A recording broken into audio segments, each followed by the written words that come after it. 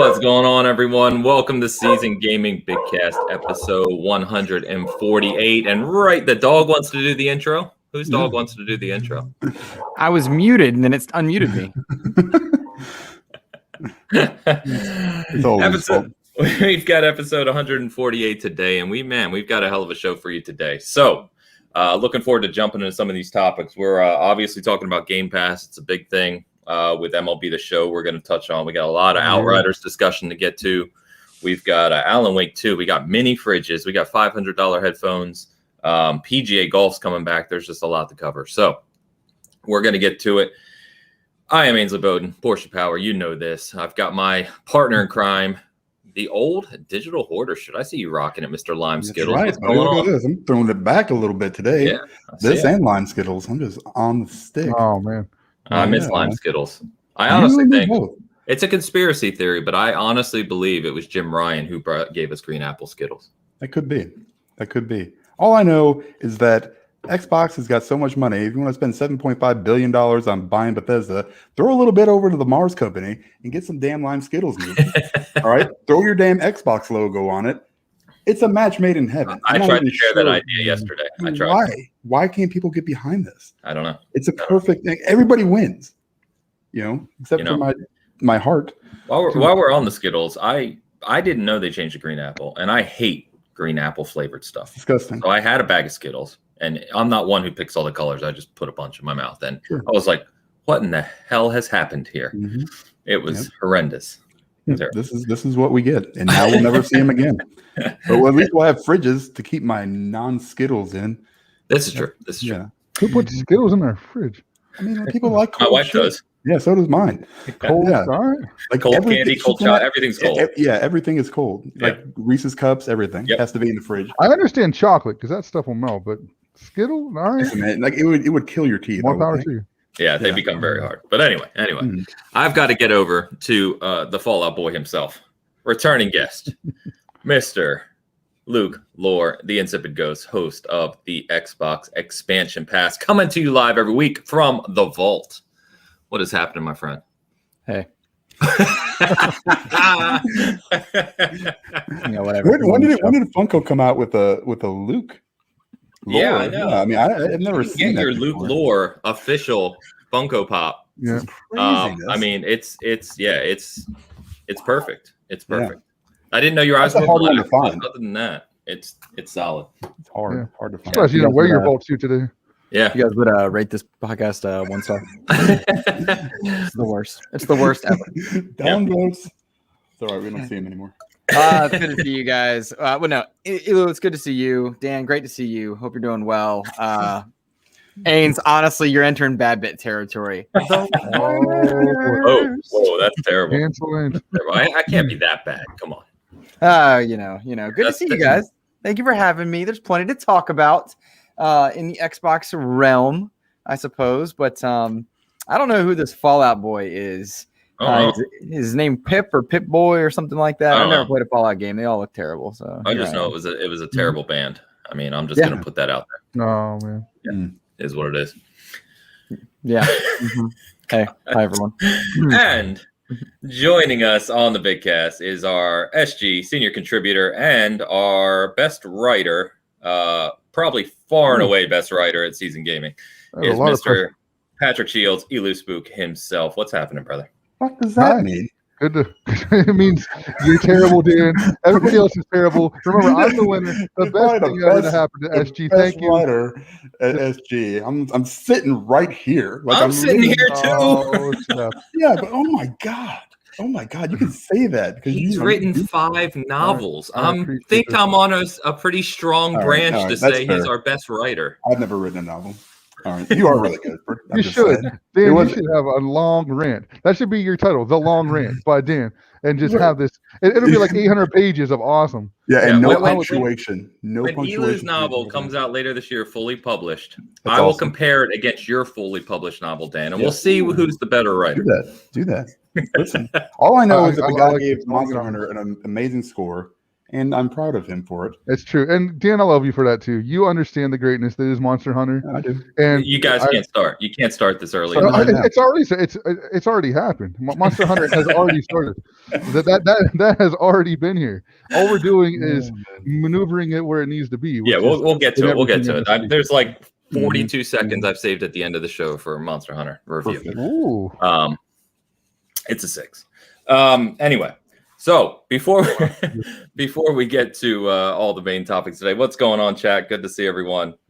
Indy, what's happening? Rodimus, Matt, all the regulars, Jordan, Sark, what's going on? Elu, we've got to put you on the spot briefly here because I want to. It's been a while since you've been with us on Straight Bitcast. I just want to talk about give us. You know what? No, I think I'm glad I'm ruining the show. I'm glad it's ruining the show. That's what I'm the whole time. Is that dog meat? Do you have dog meat back there? Oh, so you need to put a fifth box. Just have that dog right in there. Gosh. I have a blocked tear duct. And before we get to the topics, give us, sir, very quick, some of your favorite platforms of all time, along with your favorite franchise and/or series. It cannot be Monster Hunter. Go. Oh man, well actually, you'd be surprised it's not Monster Hunter. My favorite platform of all time is the Super Nintendo. I think that is the greatest system ever made. I think there are so many. I mean, obviously, there's a lot of memories for me, and the older crowd is going to enjoy that more than the younger crowd in general. But I have a lot of memories with that one, and it's so many good games. I mean, there were so many good memories from that. So I could talk all day about how amazing that system is. But it's my favorite. My favorite series of all time. I mean, my favorite game of all time is Castlevania Symphony of the Night. It's not really a series though, because that style isn't the entire Castlevania series. So, but it is my favorite game of all time. My favorite series is probably Final Fantasy. I mean, I am a writer. I love stories, and those are some wonderful stories in general. Some are hit or miss, but some are better than others. But I do like the Final Fantasy games, and I'm not a fan of any platform over another though. I mean, I'll praise Super Nintendo all day long, but I play games on every platform, and I think everybody should too. If you're a gamer, try all games out. Try the games, not the platforms. Crazy talk. You got to pick a side. I mean, that's just the law I've heard. Well, these days, you got to pick a side, or you get a bullet in your head, I guess. Yeah. No, it's ridiculous. Luke picked it. I mean, Luke, I was going to ask you your favorite franchise, but we know it's Fallout, so I figured we'd just move on. He's never coming back on the show. Never coming back on the show. Honestly, it's the worst. It's terrible. I don't even know why we're still doing it, but here we are. There's people here, so let's at least do our best. Man. Might as well. So let's get back to the topics, guys. So Game Pass, huh? Game Pass. I feel like, honestly, Dan, I feel like every time we have this as a topic, we talk about it quite a bit. And then I try to not have it as a topic for at least a little while. And then they go and do something where we have to have it as a topic again. So I can't get away from it. It's funny because the everybody says, or people have said that it's not a sustainable model. I'm not sure that the Xbox hype train is sustainable at this point, because it is like I've never seen anything like it in such a short period of time. Yeah.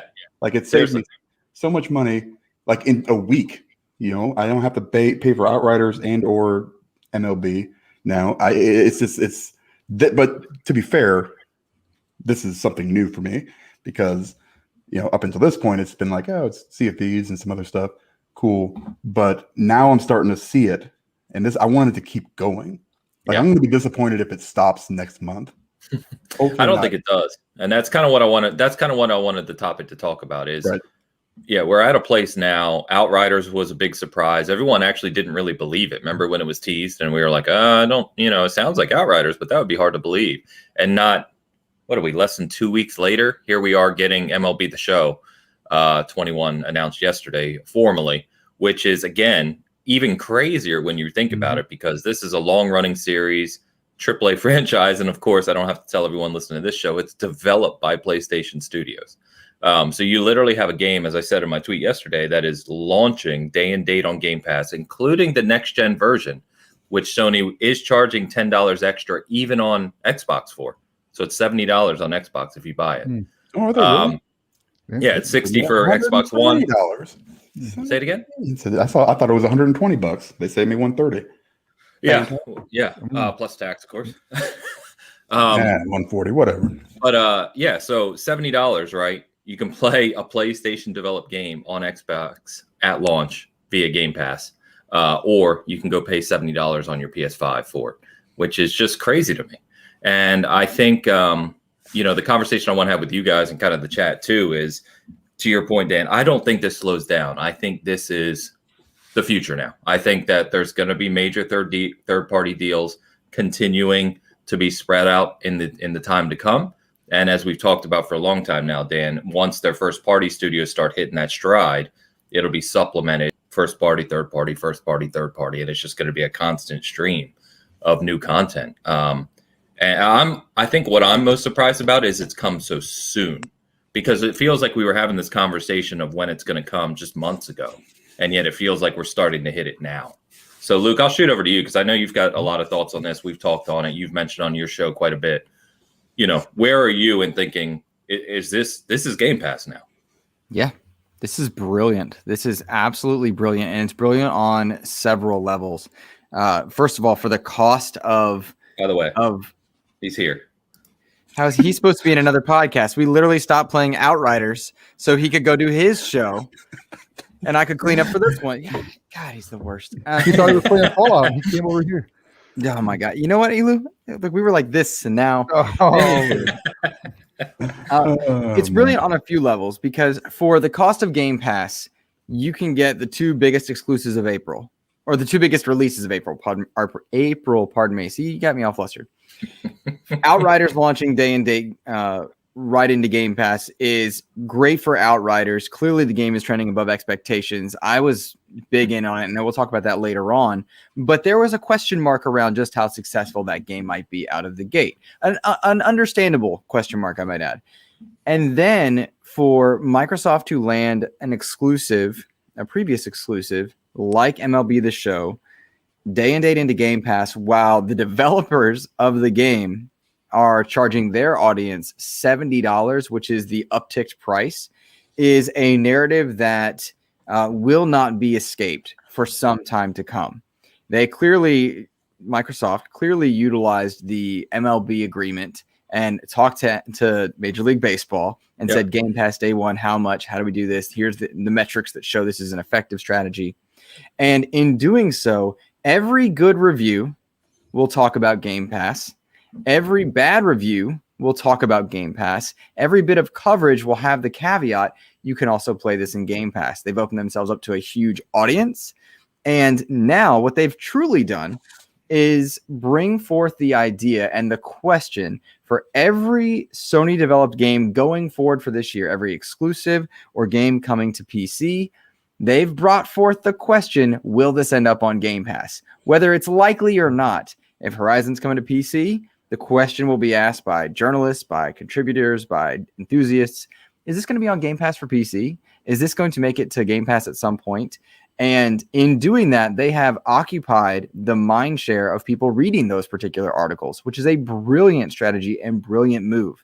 It is not fair to say that Xbox players are getting this for free. No. Yeah, we talked about that last week. We got to be careful with that free word. Correct. Yeah. But it will feel free to many people.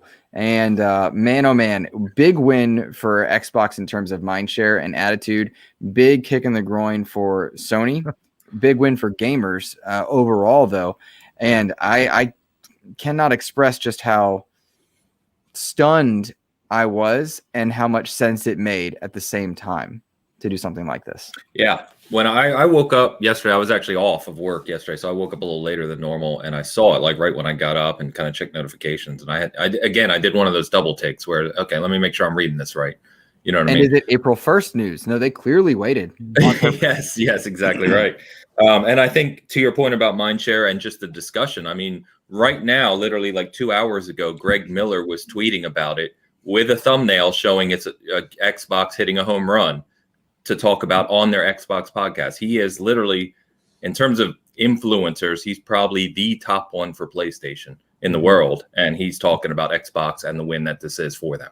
Mm-hmm. So yeah, the discussion point's there 100%. Stubbs, what's happening, brother? Good to see you. Rodimus, bad bit. I mean, you're here. Good to see everyone. Elu, man, Elo, I know that we were already looking forward to MLB. I mean, you're a huge baseball fan, and you were getting it anyway, which is great. I was buying it to play with you guys because I'm D-backs. Rocking the D-backs. I was buying it just to play with you guys for our season gaming league. By the way, anyone listening, Elu's coordinating a season gaming league that we're going to play with people. So if you want to jump in, grab a team, should be a lot of fun. But we should have a lot more people playing it now. Do you share the same thoughts as Luke here in terms of how big of a win this is from a visibility standpoint for Xbox? And do you also think that this is Game Pass going forward? We're going to get big third-party titles at launch. Yeah, this is the evolution of Game Pass. I agree with 100% with what Luke just said. And then to your point, Ains, when they announced the MLB coming to Game Pass, I legitimately thought that was an April Fool's joke. I woke up, I looked at it in the feed, I said, "Oh, that's funny." And then, that's clever. I can't wait to read, the people that think this is serious and that sort of thing. And then, it didn't take me too long to realize, wow, okay, that's legit. So when Netflix started, it was a disc service. People would get the discs in the mail, and then they tried this streaming thing to see if they could push that for longevity. But it wasn't all that great. There were it was B movies and not much else. And there might be a good one here and there that you would want the service for, but it wasn't much.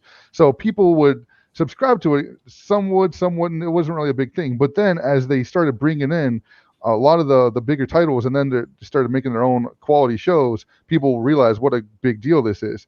The parallel is obvious. When Game Pass started, it was a lot of these indie games, and then a couple of major titles, but mostly indie stuff and stuff that not who cares. But then they keep doing this. Outriders was a big surprise. MLB is a big surprise. They keep talking about all these day and date games that are coming up that are going to be on Game Pass the moment you have them, and it's increasingly harder for gamers to pass that up. I mean, even the biggest skeptic has to see the value in this, and the arguments against it are getting a little bit ludicrous, and a lot of reaching is going on. Yes. And I mean, I've seen a lot of, especially with the MLB acquisition, there's a lot of reaching going on, and it's what we're going to see from a lot of people until Sony actually comes back with whatever they're going to have to come back to combat this. I know their audience wants them to retaliate because they see this as unfair. How dare you betray your games, your gamers that with your own games and this sort of thing. So Sony knows. I mean, they know this is going on, but they're being stubborn at the same time. It'll be very interesting to see what they come back with to combat this. Yeah, and I think you're right, and that speaks again to the visibility aspect that Luke was speaking to. And what's funny with Game Pass, as you guys know, right, is games that are in Game Pass, the in-game transactions are 10% off of those. So I'm kind of curious for the people who play like the show mode where you're doing the packs and all that, right? If they're actually 10% off on top of getting this game, while people on PlayStation are paying full price for the packs, it's just like a 1-2 kick in the nuts to people who play that league kind of religiously on the PlayStation side. Dan, I kind of jumped into a follow-up conversation there as you started. So thoughts on this same conversation? Where are you at here? Yeah, I'm. If it saves me money, then I don't care. That's basically how I look at all this stuff. So, with the MLB thing, yeah, it was super shocking. This is fantastic. I usually buy it every other year. So this was the year that I was going to skip. Now I don't have to, which is awesome. I don't really play the online stuff so much, but I know that the show is a humongous revenue stream for that game. Yes, it was. It is. So you start looking at some of these games like this, Madden, FIFA. We know where the revenue comes in for it. They're not going to lose. They number one, MLB made money putting it on the service for sure. Xbox paid for whatever it was. Now, so that probably will offset just the game purchases and what they would have made. Now, it's just like free money from microtransactions. Like everything else on top of what they already have, I think, is going to be just icing on the cake for them. And that's where they're going to make a lot of money. And Sony could 100% come out next week or the week after and just say, yeah, we're just going to throw it on PS Plus because they know where the money comes from. They know what they can, what they're going to make off of the show tickets or whatever the hell they are. Yeah. I've never bought them. I mean, so great for me. And then, I mean, there's a lot of new MLB fans, but that's great. That's what you want. You want that. You want more engagement. You want to have these, online leagues, and you want to have these, people kind of get into the game that haven't had a decent baseball game on Xbox for years. So true. That's why I bought. I mean, aside, there was Horizon I wanted to try. So I wasn't even going to buy a PS4. I was just going to wait till next generation. Then I was like, man, I need MLB. I need my baseball. So that's why I bought it. So if you don't think this is a humongous game to come to a service that you've been paying, whatever it is, it's starting to pay off. The patience for waiting for these big third-party games, especially. First party, obviously, I think will come later on. But this is what I want to see. I want to see more of these third parties. And I asked you this question, but I'm wondering, with Outriders, with games with like MLB, are these going to be a permanent addition to the service, or is it going to be like a 3-month thing? Because for something like MLB, that's perfect for me. Because usually what happens is I get into it hard, 2 months, done, and then I just kind of forget about it because other stuff comes out or whatever. But it's just how I end up playing it, and then I'll jump in like every once in a while. But with something like Outriders, I'll be done with that here this week. So it's like great. If they take it off the service, I don't care because I've already gotten my use out of it. Kind of rode hard and put away wet. It's that's an old saying right there. It's the old saying.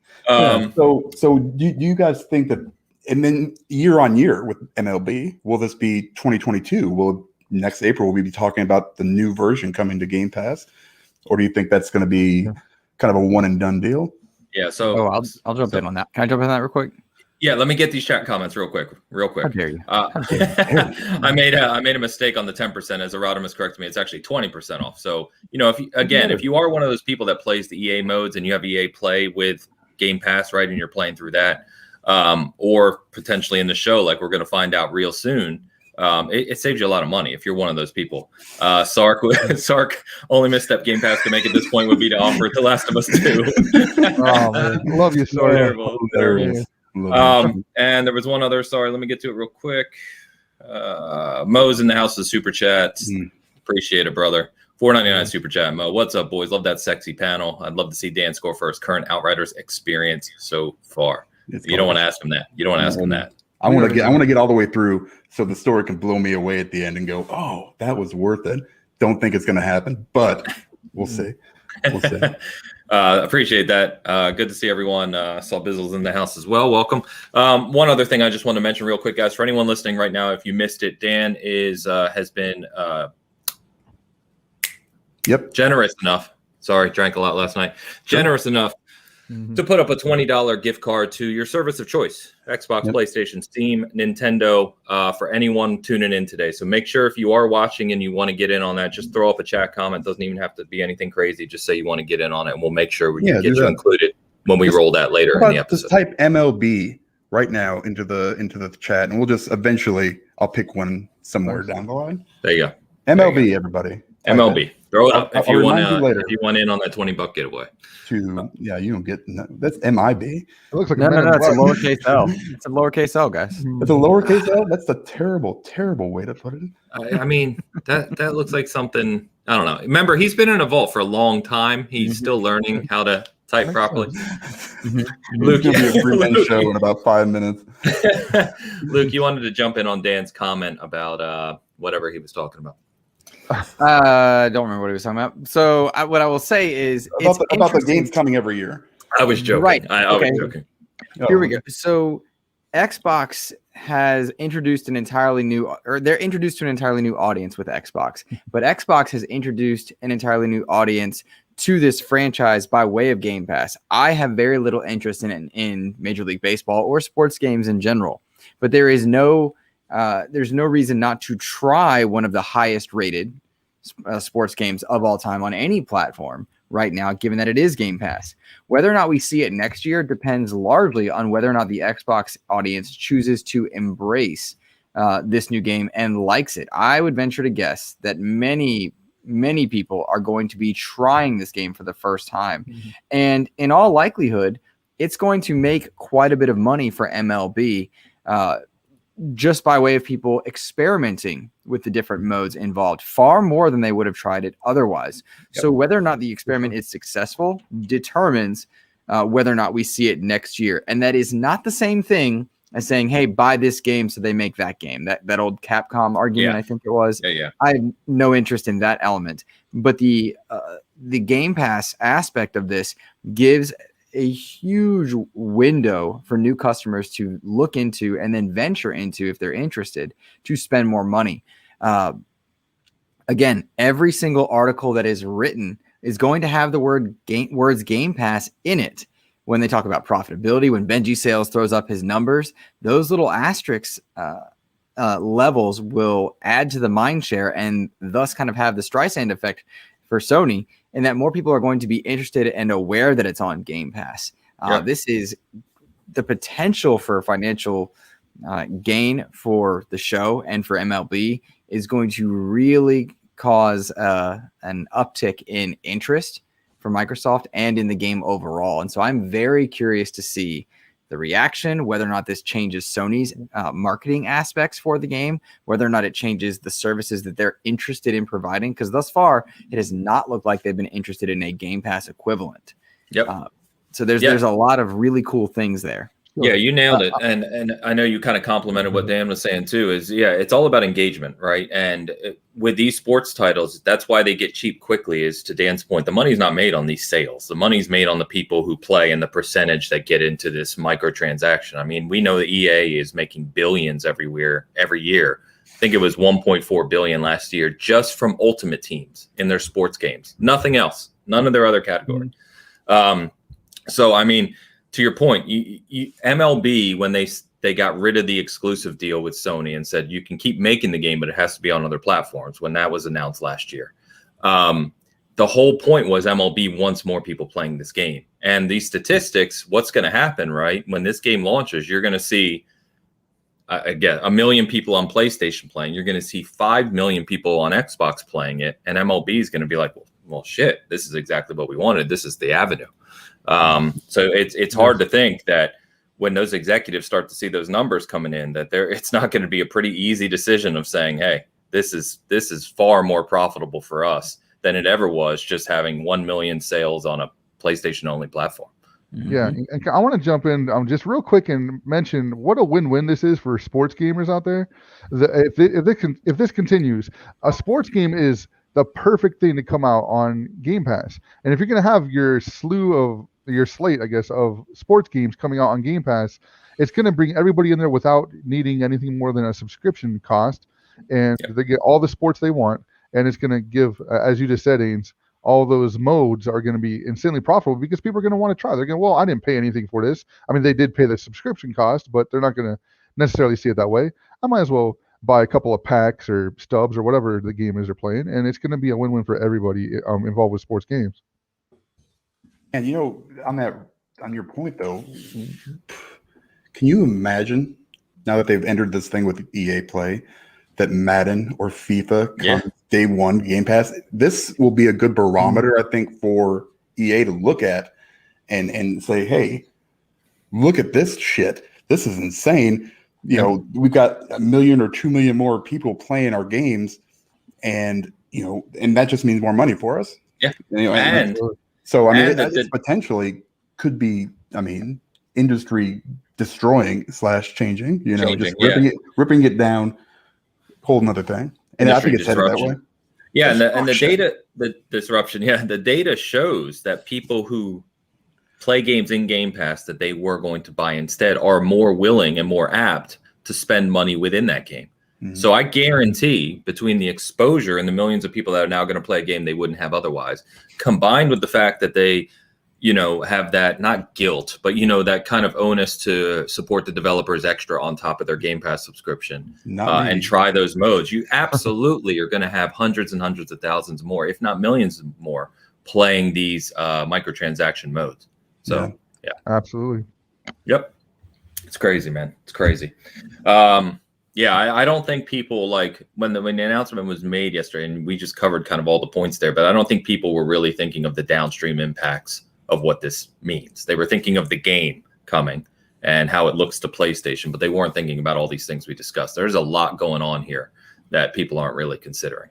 Yeah, I mean, Sony 100%, if they were publishing, wouldn't have done this. I mean, unless they were forced to through a contract with MLB, and that's I agree. fine, but you didn't. Now people like money, and that's what people need to understand. People like money. People love crazy. money. So Bitcast bringing you that hard hitting news every week, guys. It's not hard. People to like figure money. Out. I'm just saying, people love money. These companies love money.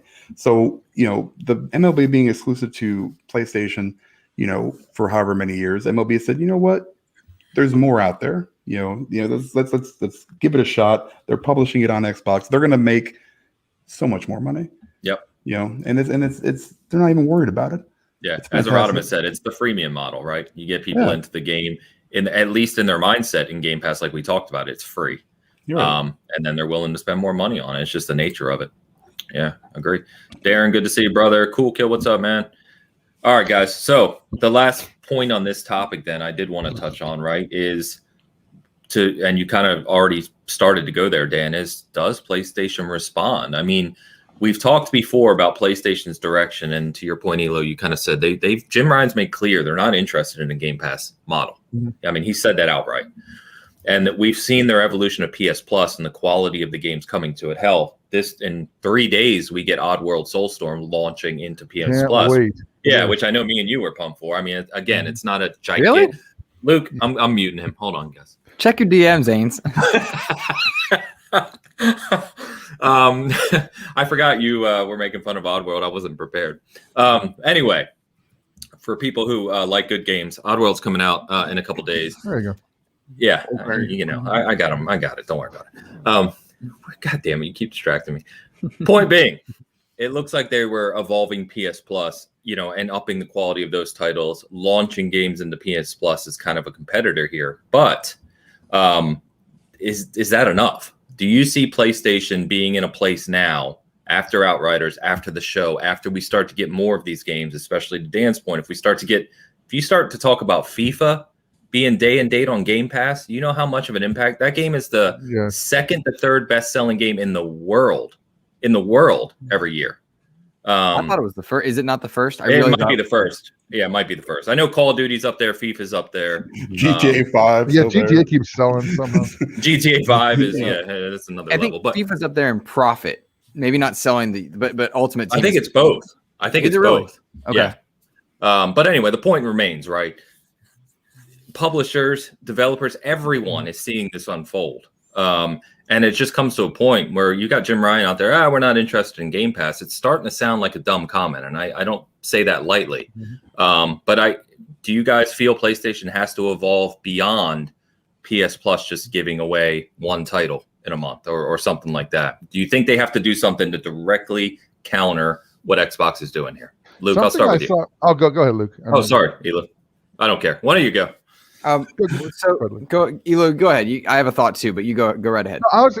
So yesterday I saw some PlayStation fans saying how they were really hoping maybe MLB would be like a free, that they would give it away for a month to kind of counter. So, and I saw a lot of discussion about how they're going to somehow counter, and it wasn't about. Some people wanted some kind of version of Game Pass, but there were all kinds of different things. And what I got away from that was, they want something. They want PlayStation to not sit on the laurels and just watch as all these things go to Game Pass while they get nothing. They want something done, and there's a lot of crying out for that. So I'm just sitting watching and just loving it, just to see, because this has to happen. Sony has to do something, and that's only going to propel both sides, Microsoft and Sony, to be better and continue to improve. Although I'm of course Microsoft doesn't care so much right now because Game Pass is rolling and that's where they're going with it. But Sony needs this badly. They need to do something, and we'll see what happens.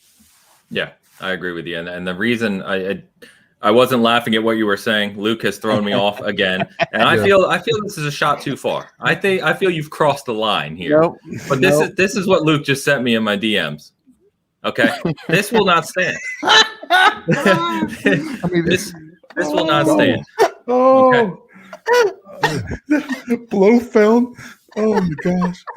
Okay. If you and by the way, you say my name 3 times, I'll come and get you. So you better watch the FL. Gosh. I'm done. You're not even denying it. I'm kind of terrified right now. Who invited these guests today? I don't know what's You going on. started it. Someone messed up. He did start it. What's going on, Darge? Cloud, what's up, guys? Good to see you. Lou, I'm so sorry that came when you were making a very good point. I know. No, that's all right. He's trying to have a good conversation, and you're just clowning it up. To someone who can't see the brilliance of Monster Hunter, you go for it, man. You do what you got to do. All right. So anyway, but yes, it's very fair. Luke, you were going to say something as well. It was check your DMs. No, the thing about this is for competing service with Game Pass, Sony has no need to create a competing service at the moment, but they absolutely should be examining metrics and discussing what they would do.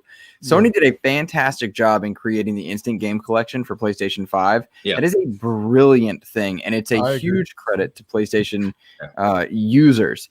And their strategy of putting some of their titles day and date or into PlayStation Plus is worthwhile. It's smart, it's proven, and it's effective at making games popular. Fall Guys is the easy, most relevant example. Soulstorm, without trying to be flippant, I don't think was going to get an audience. Same with Concrete Genie or several of the others, right? I have to agree with that. Yep.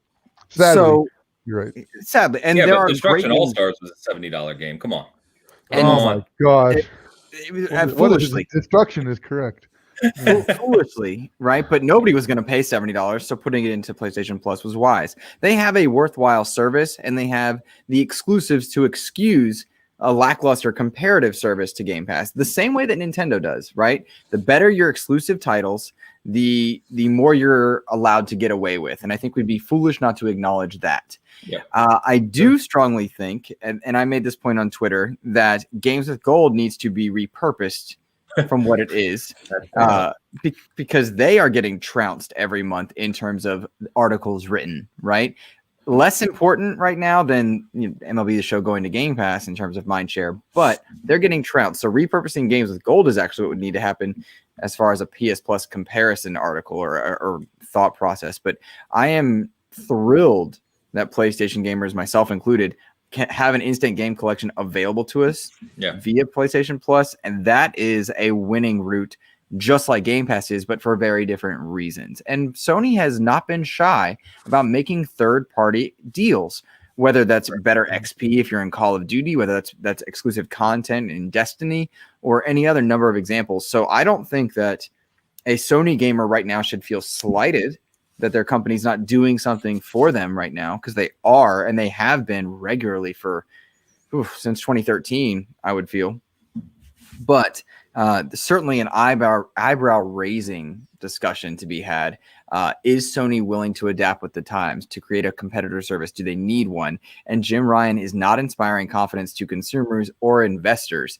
And I would venture to guess that when the holiday ends this weekend and PR is back on it, there is something to be announced from Sony this week to try and combat that story, because in the past month, we've seen back and forth between Sony and Microsoft in the best ways for us, but we've seen a lot of back and forth headlines.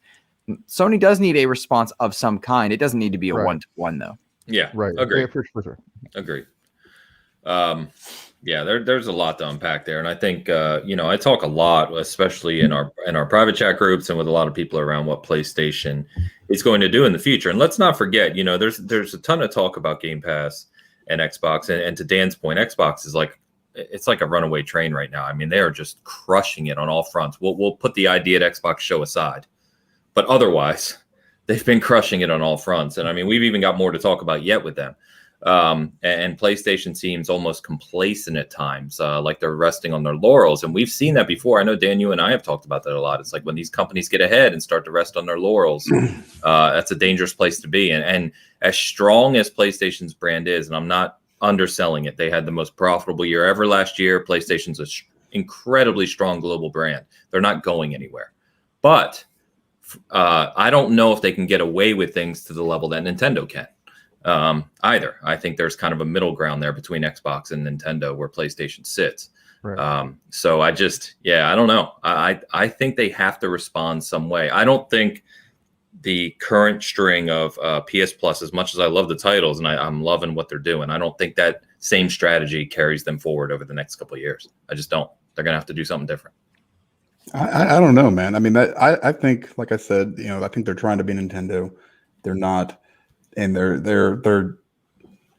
but they seem to be fine with it, And like you said, we talked about this before. They just kind of say, they've got a very big install base right now, especially with the last generation, and I just don't know. They're not going to do a service like Game Pass. I just, I wanted them to, and I thought it would be a good idea. But now I'm looking at it, I'm like, I think you missed the boat. I think you kind of, you're never going to get it to where, I mean, you can get it to where it's at right now, but their Xbox is so far ahead with, what they are providing and what is, what the roadmap looks like going forward, with cloud gaming and game preservation and all this other stuff. It's hard. I mean, Sony's just taking lumps right now, but they, like you said, I mean, they'll survive it. They'll, get through it, and nobody will probably say anything once like Ragnarok drops or something like that. They'll be like, oh, hey, well, we're about to be in a 2-month stretch where they start to have some games hitting that are next gen, right? Yeah, and then until I think they start seeing, I mean, and like I said, they see their numbers, they know what's going to work for them, and I hate to see Sony try to get to that point where they think that they're better than they are, but who the hell knows? Yeah, I think Sony, they know. I'm to your point. Sony knows they have these first-party exclusives that everybody's going to want to buy. Like that's what that's their foundation. That's their bread and butter. Right now, and they know these games are coming, as you said. So this Game Pass stuff isn't really bothering them because that's not really their go-to anyway. They know these games are going to sell, these first parties, and that's going to keep everybody happy and excited. I think right now there's kind of weathering the storm until those games do come out, and then those will definitely be the talking points. But right now, from a fan's perspective, though, they're not seeing it that way because everything's reactionary. They see all these things that Xbox is doing, and in their minds, because it's reactionary, they see Sony as doing nothing. Even though they're developing these first-party games, all kinds of cool things are coming up. Right now, today, they're not seeing anything to necessarily counter, what Xbox is doing. So I think that frustration is simmering from the fan side, but the company doesn't even, they don't have the same perspective because they see the long-term goals. There's kind of 2 points there I want to touch on, because I know Luke kind of touched on this too, is that I agree with you. The stuff we see on Twitter, right, and the fan perspective here, what we call the fan base perspective, is minor in the grand scope of things. Incredibly minor in the grand scope of things. However, do you think, I think it would be naive to think that as we see these Game Pass numbers, we see these deals, we see the engagement, we see Xbox's revenue continuing to climb quarter over quarter, because it is. I think it would be naive to think that people at PlayStation, leadership on some level, aren't starting to look at that and say, because to your point, Ely, you made the perfect comparison when we talked about Netflix, right? As Netflix started and they went to streaming, it was small stuff, old TV shows. It took a while, years, for Netflix to evolve and grow. And as you get more subscribers and more revenue, it's just a constant reinvestment of the service to make it better and grow to more people. And that's what we're seeing out of Game Pass. It's happening before our eyes. And I think it gets to a point where, I think someone just said it in chat. I think it was Matt. Let me get to this. Sorry. Every day that Sony doesn't copy Xbox Game Pass, the harder it becomes to compete in the long run. True. I think subscriber numbers are already higher than Sony thought possible for a service. And I think that's true as well. I don't know, but I would say that's probably true. And so, when Xbox comes out the end of this year and they say we've got 25 million, 30 million, wherever they're at after Halo launches, right? We've got 30 million subscribers that are paying for a service today. That's $15 a month, just high level math. We know we're not all paying $15 a month, but on the market presence, right? MSRP, $15 a month. You're looking at $4.5 billion a year just from a service, not accessories, not game sales, not microtransactions, not anything else. That'll change some conversations at a leadership level. So I don't know. I guess we'll see. We'll see how high the PlayStation exclusives that we're all waiting for hit. Right? How does Ratchet and Clank hit? It's PS5 exclusive. We know there's not a lot of PS5s in the world right now. How does Horizon Forbidden West hit? Because that's a cross-gen title. What does that look like? When's God of War come out? It's going to, I think they'll probably see these major releases in the first stretch of the PlayStation 5 era, and then there'll be some serious conversations and evaluations that happen. That would be my guess. Man, I want Ratchet to be good too. I am so looking forward to that game. Me too. Ratchet and Clank, man, that looks good. Yeah, so just want to throw that out there. That game looks phenomenal. It does. Killer Kel in the house, one of our original. Yeah, I never miss shouting out Killer Kel. He's one of our original Bitcast viewers when we had like 2. It was him and some other guy. I could see Microsoft develop a PlayStation Game Pass for the PlayStation platform. Based on them using Azure infrastructure, the server switch will prove to be the reason to close the PS3 store. Yeah, that's another longer conversation, right? Do we start to see? I think Microsoft or Xbox is open to putting Game Pass elsewhere and evolving that service and making it available on other platforms. But what does that look like? I don't know. We've never seen it done before, right? It's a new thing in the industry. So, yeah, a lot of good conversation. I'm sure there's probably like 10 other points we could talk about for hours because there's so much to this in the long run. Man, a lot of new faces in the chat. Love seeing you guys. If you missed it, by the way, yeah, I see some MLBs. Dan's giving away $20. Platform of choice. Just type MLB in the chat, and we'll get to that here in a little bit. So be sure to enter if you want to potentially win that. I got all the names in a little random name selector. So cool. We'll hit that up shortly. Here in a little bit. Yep. Real quick on the Xbox thing, we would be remiss if we didn't talk about this because it was both funny and cool. Is that if you missed this whole Twitter marketing thing that went down on Twitter over the past few days, Skittles and Xbox were in a championship of brands on Twitter marketing. Skittles was joking around that if they won, they would bring back Lime Skittles. Then Aaron Greenberg for Xbox said, if Xbox wins, we'll actually manufacture the Xbox mini fridges for people to buy. And Xbox ended up winning by like 1% at the end of the day. And he did confirm they're already meeting next week to talk about how they're going to manufacture a bunch of Xbox Series X mini fridges, which I will own, by the way. Go figure. It's going to be my Red Bull fridge. Guys, you buying an Xbox Series X mini fridge? How much is it? How much is it? Yeah, it's be the same price as the console. I'd guess $250. Yeah. That's just a guess. I have no idea. There are no current plans for our household to have a mini fridge. Get one for the kids' room. You know. Yeah, it depends on how big it is. So they can have the Red Bulls and bounce off the walls. Yeah. If it's a reasonably priced thing, here's the thing though. You know what everybody could afford? Lime Skittles. Everybody can put a fridge, get the thing black. While I love it and I think it's hilarious, and I will probably own one, the issue is that Lime Skittles are no longer coming. And so thank you, Xbox fans. All 130,000 of you that voted for Xbox.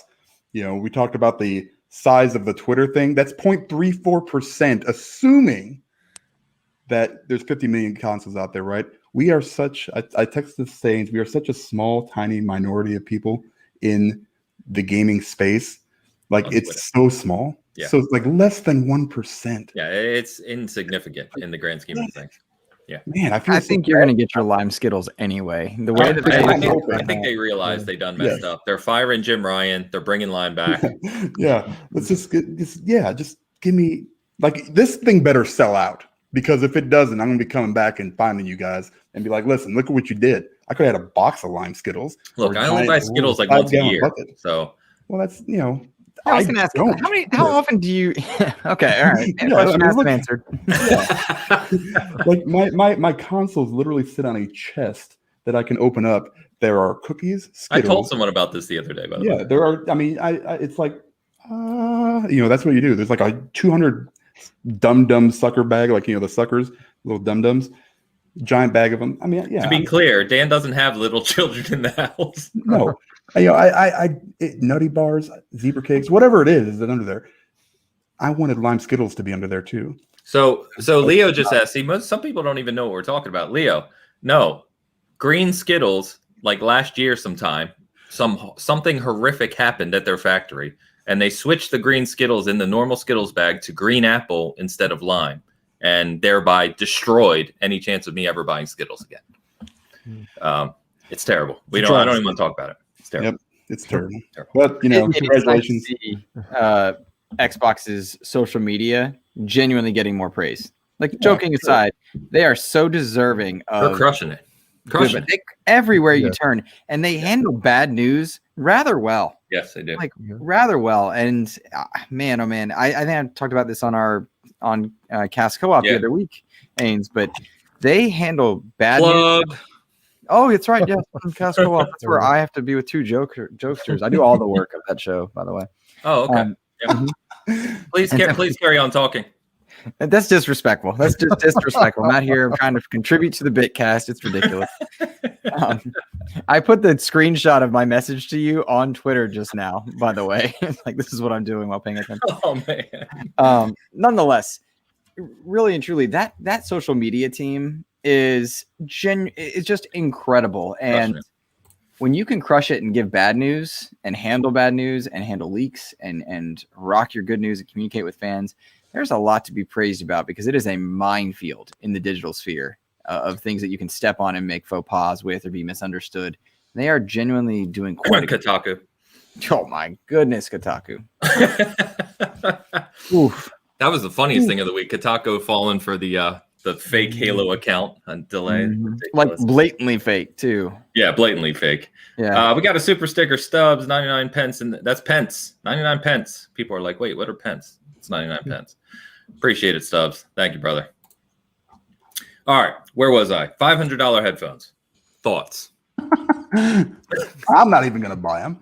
Whoa, people that can't afford them are mad. Like, that's just nuts. So if you weren't aware, let me preface this. Bang & Olufsen, who is a kind of high-end design standpoint in the audio world, partnered with Xbox to officially make an Xbox headset for gaming that can also be used for obviously music and other things. They're releasing right now. One color is, I think two of the other colors are releasing next month. They retail for $500, which obviously is the priciest kind of gaming branded headset we've seen yet. I know Matt, who's in our chat here, Matt Burns, he's an audiophile like myself. I know he's got them ordered, so I'm really waiting to hear his thoughts, because if you want to know if these things are worth $500, if you're really into kind of, that level of audio, listen to Matt. He'll tell you, because he knows what he's talking about. So I am not getting them. I don't use headphones like that. Dan, I can't believe you're not getting them. You buy why don't you just not buy the other 9 headsets you're going to buy the rest of the year?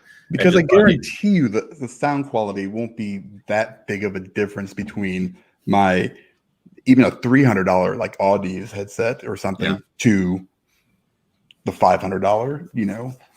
That's an insane ask. But also, I've had Bangs before. They were earbuds and they were amazing. But it's so much money. Yeah. So especially right when you released a very budget friendly $100 set. Yeah. Right. Yeah. I mean, it's hard to go. Yeah. I think I'll go for the $500 ones when I can buy my whole family a set.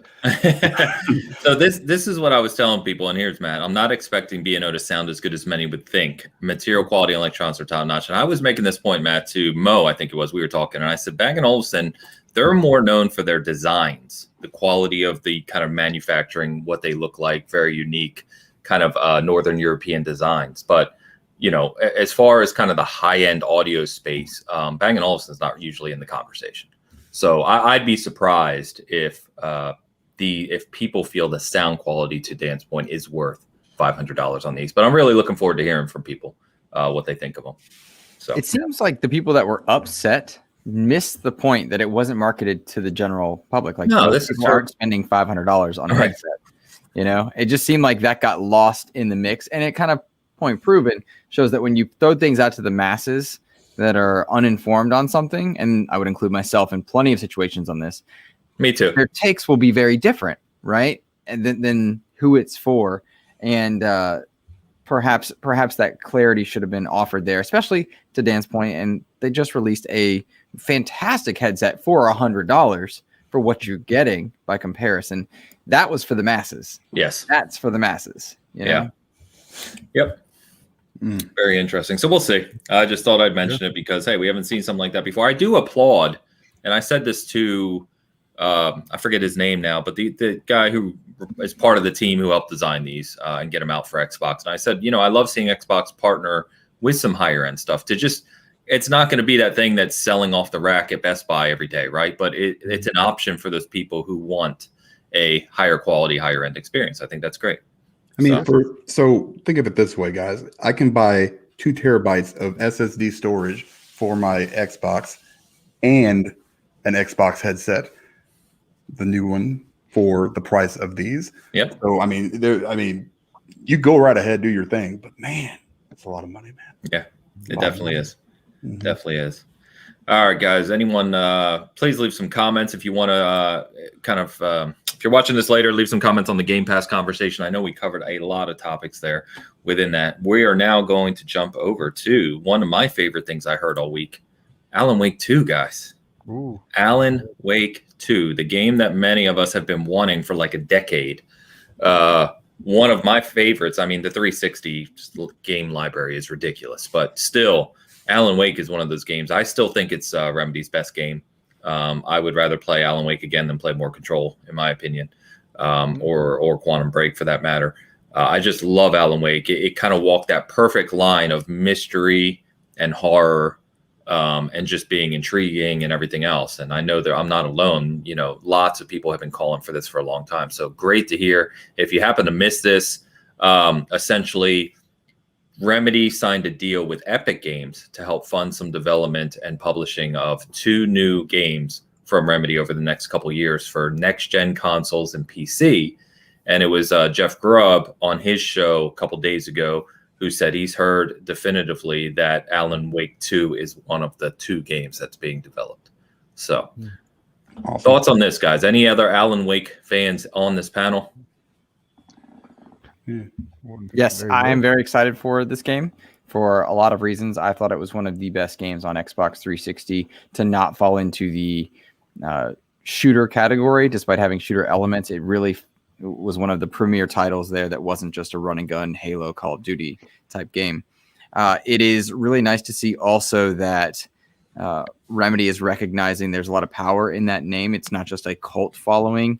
That they are utilizing the goodwill they've developed with Control in terms of the gameplay and the engine use. Far more impressive than Quantum Break. Far more lucrative, I suppose, despite the weird next-gen bundle deal they did with 505 games that really kind of tarnished a bit of the reception to Control. Dan bought it. I mean, why not? I bought it when it was $20, and I haven't touched it since, so I'm not sure why.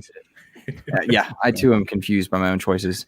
Nonetheless, I'm glad to see it happening because Control was an action game. Alan Wake was not entirely into that realm. There's a different pacing that comes with it. So I'm glad to see it's happening. I think it was foolish to let it go. If I were Microsoft, I'd be pushing very hard to get this day and date into Game Pass because it has an Xbox audience that tunes itself into Alan Wake. I also hope PlayStation gamers are able to get the original available. Yeah, that'd be nice. It's a great game. It's a fun game, and I would imagine it ages fairly well, all things considered. I hope it's one that gets the auto HDR and FPS boost. Ooh, yes, sir. Yeah, like just improve it with the natural software that Xbox is doing to allow people to go back and play through it before this one comes out. That'd be awesome. Wow. Luke, you just got booed by Faz. Yeah, I saw that, and this is not your day, man. Today is just wild. Pull the picture I sent you back up, Ains.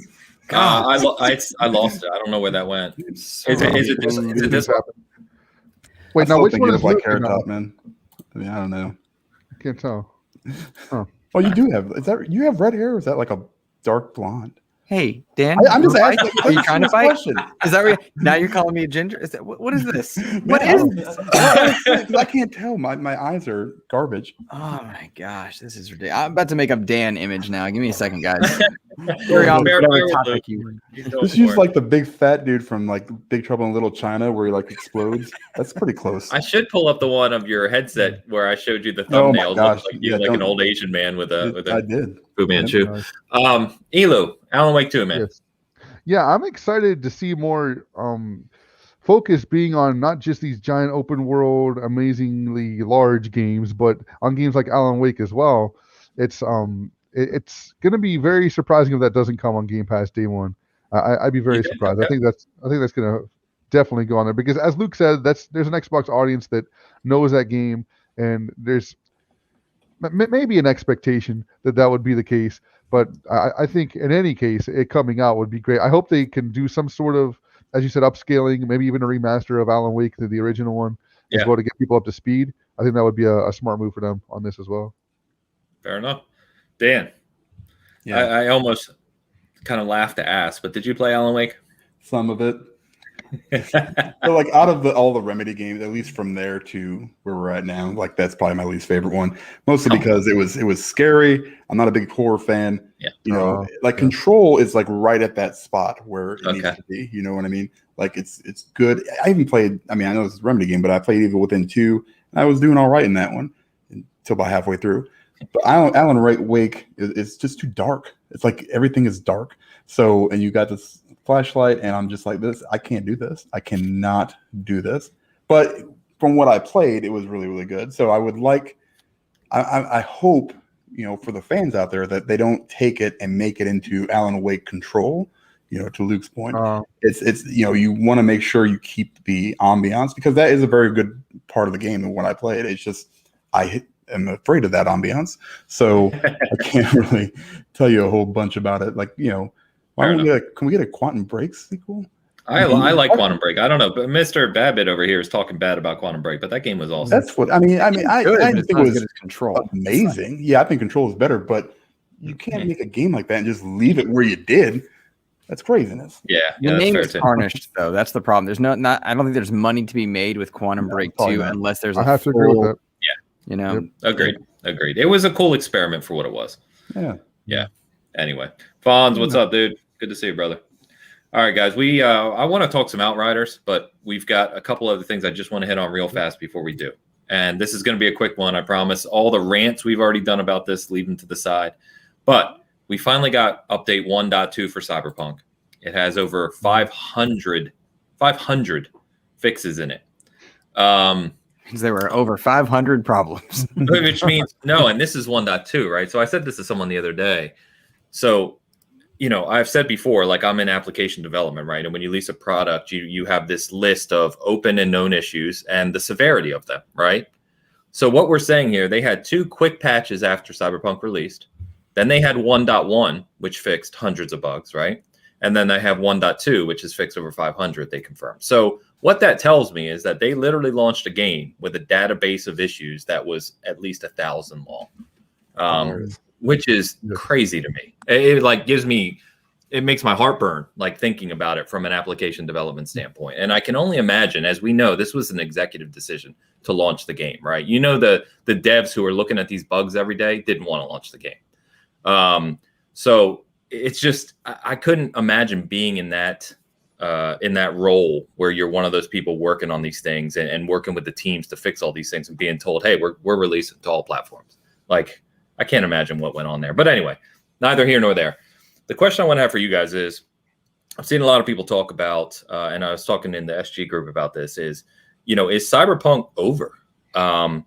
Does this game come back where it's polished, we see the next gen update, and we see the expansions come for it, which may breathe life into it? I don't know. That's the question. Or do you think this game's reputation is so tarnished by what happened, despite it being a very damn good game, does it come back? I'm going to mute Dan. Please back me. Go ahead, Luke, and then I'll go. Yep. Yes, because I have not played Cyberpunk. So this you don't even need to talk. This is a very good barometer for your discussion, so you can compare it to you guys.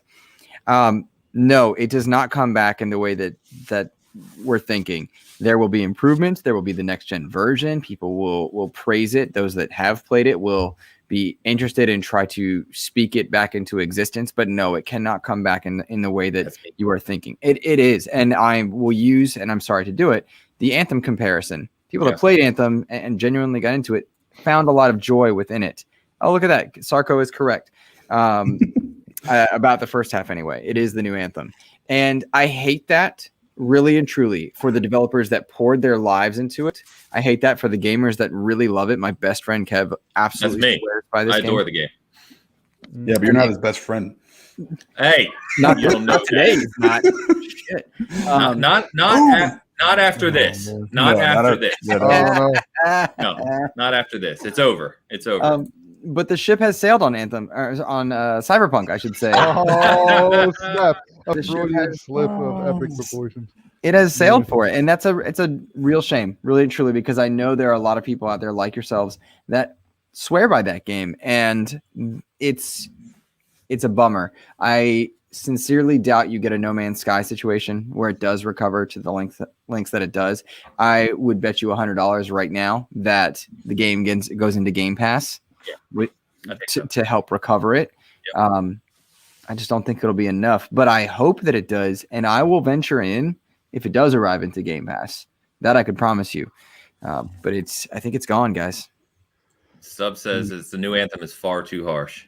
I don't Walt think it is. says, wow, this Current might be players. first, but I actually disagree with Luke. If that's a first, Walt, then you got to realign your thinking. Yeah, for sure. We got to talk through that because there should be a lot more disagreements. This is a great time to announce this is my last time on Bitcast. I think we've already known that. I updated the banner for you. It's ridiculous. So I have to jump in and say I agree with my brother on this one. Walter is my brother. Walter And is either brother.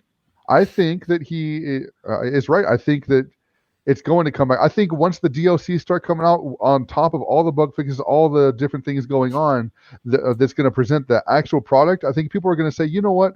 Witcher 3 had some really good DLCs. With CD Projekt Red, we used to talk about them and sing their praises from the high mountains, you know. They're going to have a resurgence. I'm going to try this game out. You know, I know this new DLC came out. It's going to be smooth now. I don't have to worry about all these bugs anymore. I'm going to go ahead and give this a try. And I think a lot of people are going to do that. I think there's a lot of people in that boat waiting to try that game out when the patches and the DLCs come out. Okay, question then for you. I'm sorry. No, you're fine. I was just going to say, Indy said I was censoring his comment. I didn't see it. The Ascent will be the best Cyberpunk setting game. Trust me, you know I'm as hyped about that game. That game You looks phenomenal. It does. Yeah, it looks phenomenal. But anyway, back to the best Cyberpunk game. Go ahead. Well, my question, sincerely, is we are a what have you done for me lately industry in True. both consumers, and investors. Cyberpunk really tarnished that CDPR name. And I mean really tarnished it. Yeah, all the news articles that came out about developer conditions, how the studio was handling things, pushing the game out before it was ready, to have a 500 list fix list come out and it be news is concerning, right? That goodwill with The Witcher, it has not won any PR in the last week. Everything was about, this next gen patch. Everything's about the fact that they're canceling their multiplayer suite with it, that they're adjusting their strategy going forward. Nothing was about that. No real pickup took place with the news stories about the next gen Witcher 3 editions coming in. So I'm very curious as to whether or not they have that goodwill, because we do know CDPR and we know they had a great hit in The Witcher 3 and in Gwent, which I would say is tangentially related. But beyond that, Okay. is there that good vibe?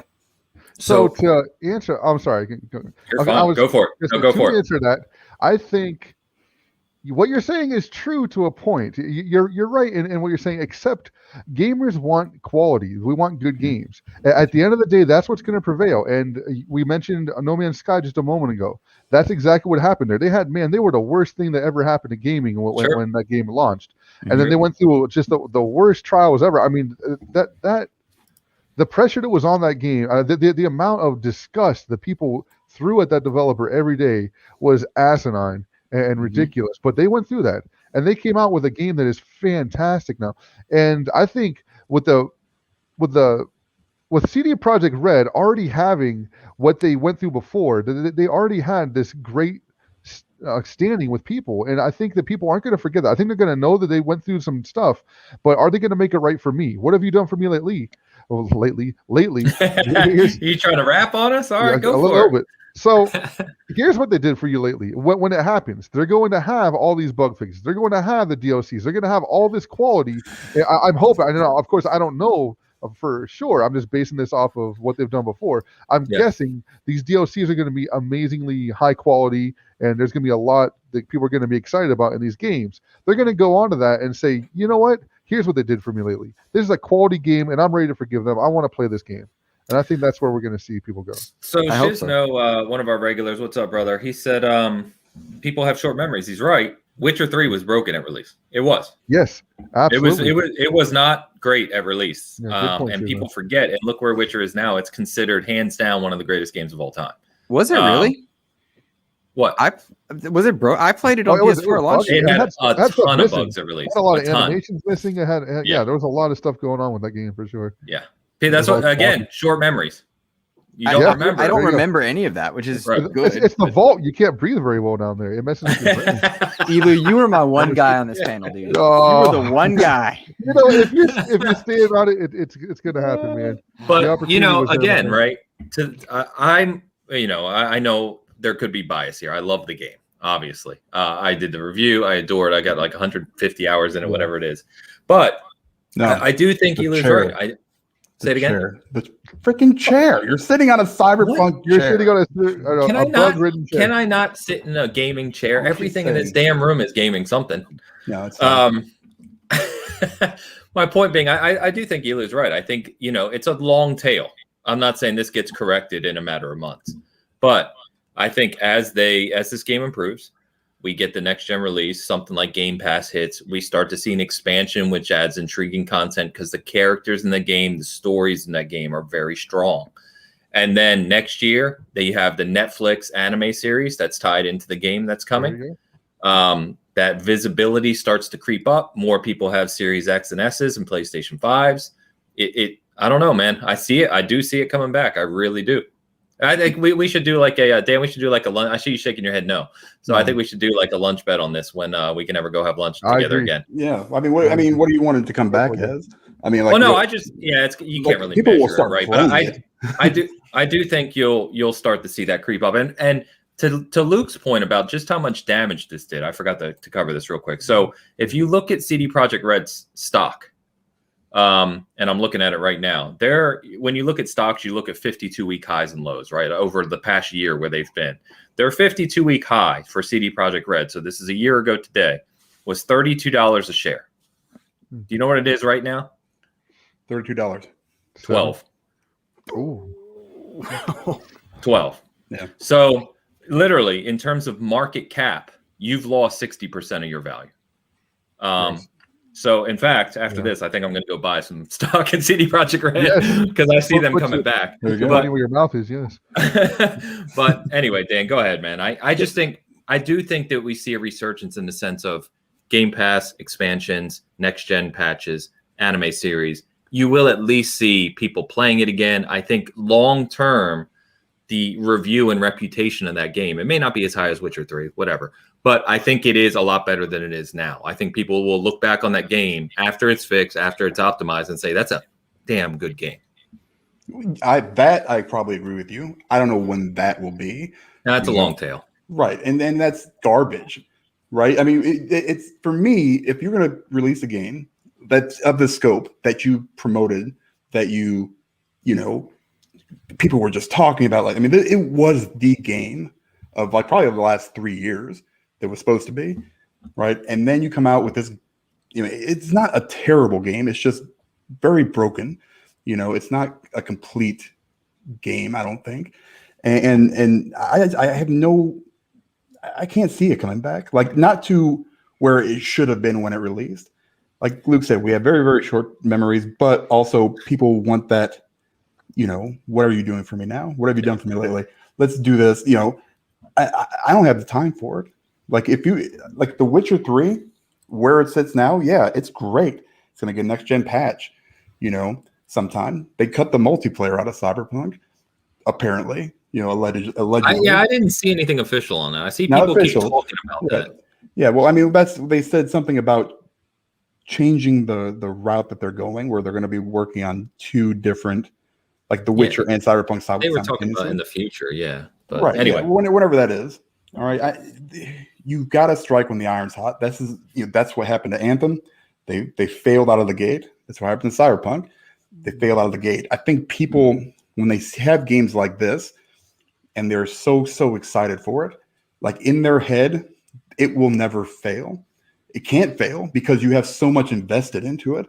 But if you take a step back and go, well, we just released a patch that fixes 500 bugs. It also adds 200 or more that have, completely screwed everything else or other stuff up. I understand it's the scope of the game is humongous. So you're going to have issues.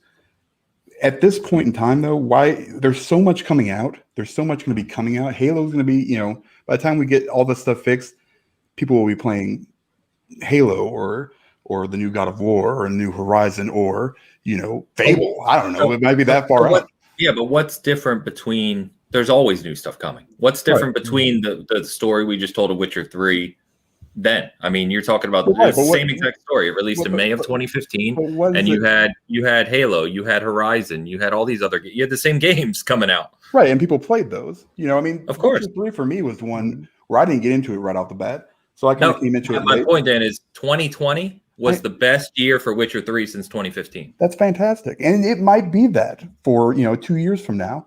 But I'm tired of sitting here and expecting mediocrity when I'm paying you $60 for a damn game.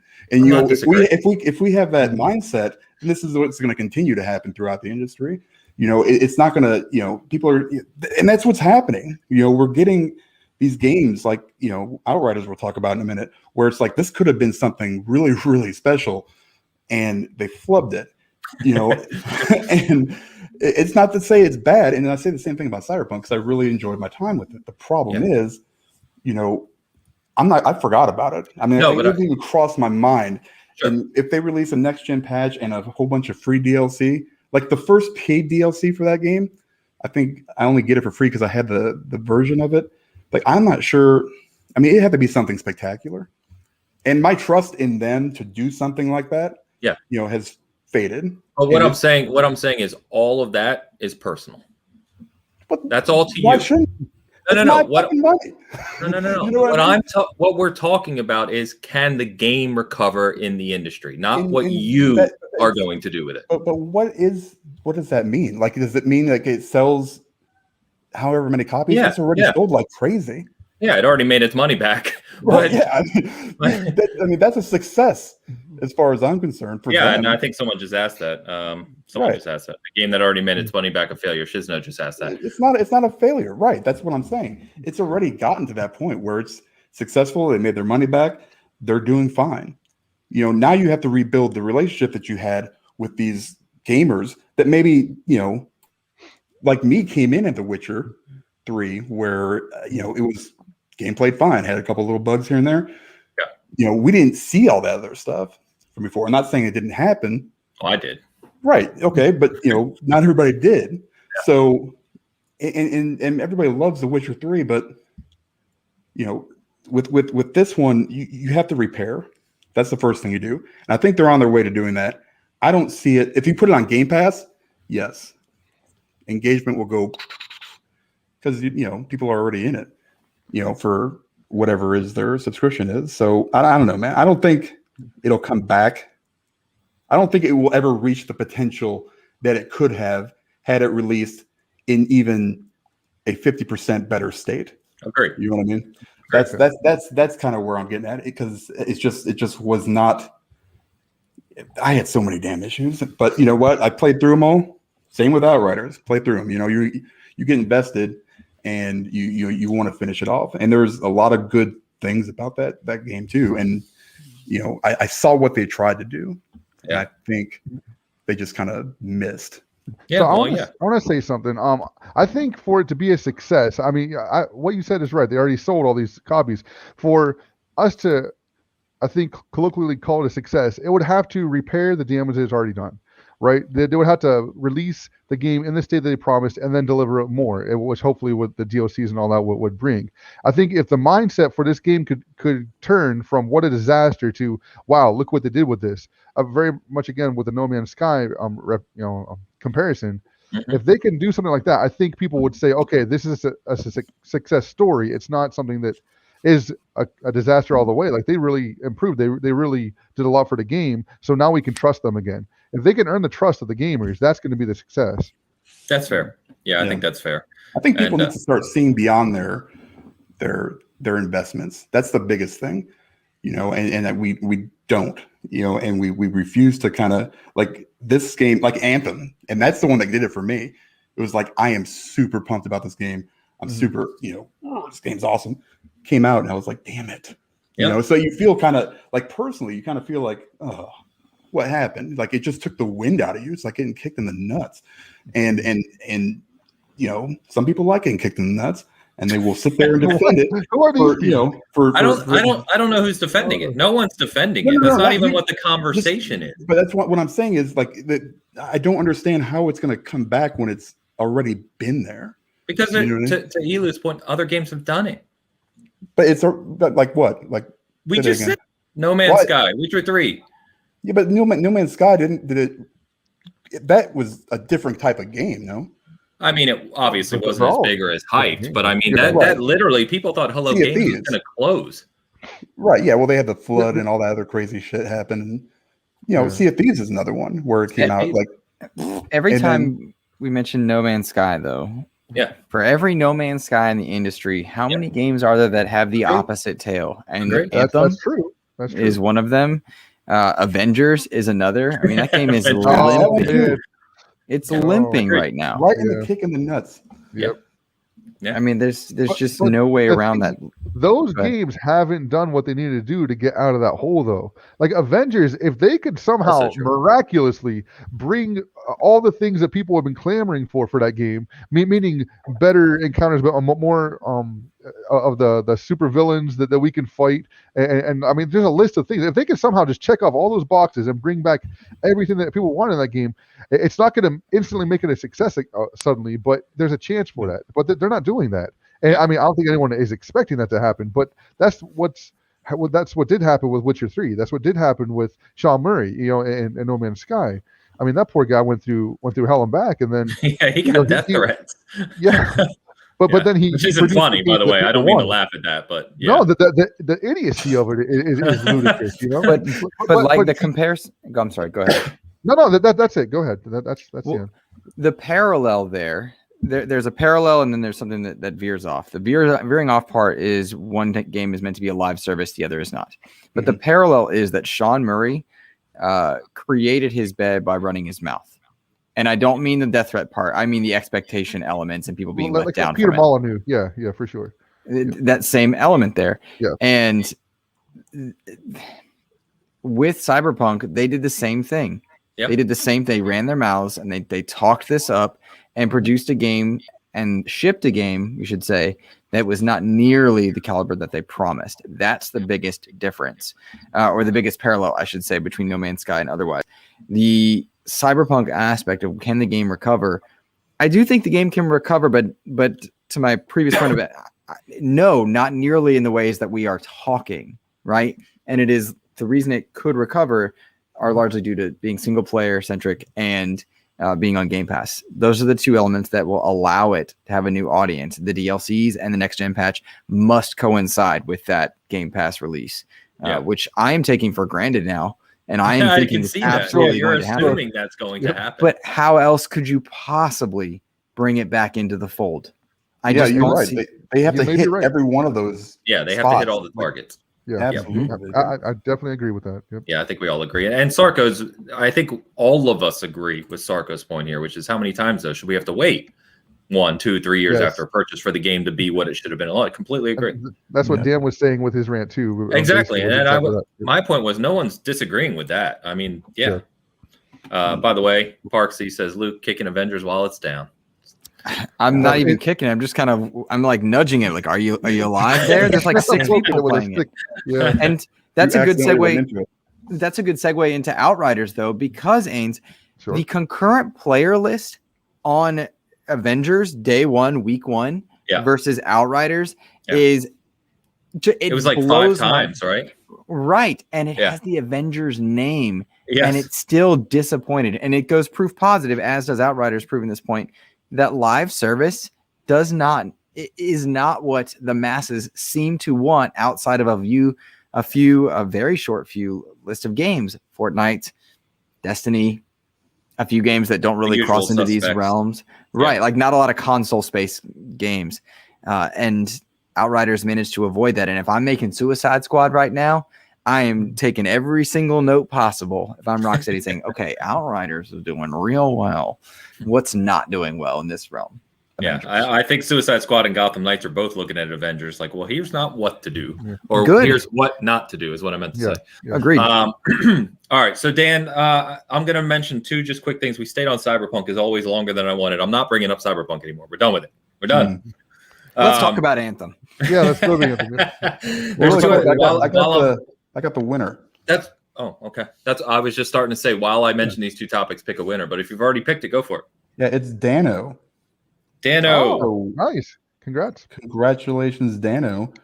I guess hit me up on Twitter. Yeah, Dano, hit Dan up on Twitter or me. I'll put it in the chat. Wherever, we'll get your code or figure that out. I think Dano's in Europe, so you might have to figure that one out. Okay, you can PayPal him. Yep. So congrats, Dano. I'd like a recount. If you count the legal votes, I won that. Yeah. By the way, Super Chat, €5. Euros, €5, excuse me. €5.49. Much love from your seasoned fan. Oh, a little mystery. A little mystery behind this one. Yeah. Appreciate it, man. Whoever you are, do appreciate the Super Chat. Thank you very much. Much love from Europe. Love seeing we've talked about it like weeks in a row now. We're getting viewers from kind of all over. It's fantastic. Love it. And Sark on fire today. Quotes agreed with. Someone pinch me. Appreciate the $4.99 Super Chat, Sark. You're awesome, brother. Always good to see you. And Sark, by the way, if you missed his post, he got his new Good in Gaming shirts this week. Man, they look good. Very nice. Very nice. Yeah. Oh, you're in Dano's in Texas. Never mind. For some reason, I was mixing Dano. Dano. A different country. I mean, it's kind of the same. They want to be their own country. Same thing. Yeah. All right. So just before we get to Outriders, I just want to mention two other things. One, we were just talking about Witcher. Season 2 has wrapped on filming. So we see that on Netflix, probably, I would think early fall. They'll pick a good time to launch that. But, man, I'm pumped for that because two things on that. They said, one is that if you watch season 1, they did that timeline where they jumped back and forth, like to the future, to the past, to the future. They're not doing that in season 2. It's going to be a consistent timeline. Yeah, it was confusing. They didn't clearly mark that. Yeah, they could have done better with that. And also in season 2, a bunch of the kind of core Witcher characters from the books and the game are coming up that weren't in season 1, several notable ones. So should be really cool. In fact, they also showed a picture of filming where it showed the Wild Hunt, the guys in the armor on their horses and everything too. So could be really, really cool. So excited about that. Luke, you're super chatting on the show you're on. I like him. He's always supporting XEP. He writes in every week. He's awesome. Great there guy. You go. Well, then awesome winner then. Fantastic. Yeah. So appreciate that. Thanks, brother. And then lastly is PGA Golf, guys. EA. Yeah. Electronic Arts. PGA Tour Golf is coming back. Luke looks confused and lost, so clearly he doesn't care. Neat. But in all seriousness, if you go back years and years now, EA's PGA Tour Golf was a big game. It really was. And it kind of died off after the Tiger Woods controversy. PGA 2K1 came out last year. Elu bought it for me. I don't know why. In all seriousness, we have had fun with it. But it's going to be cool to see two big, mainstream golf games back on the market. Yeah, that's what I'm most excited about right there.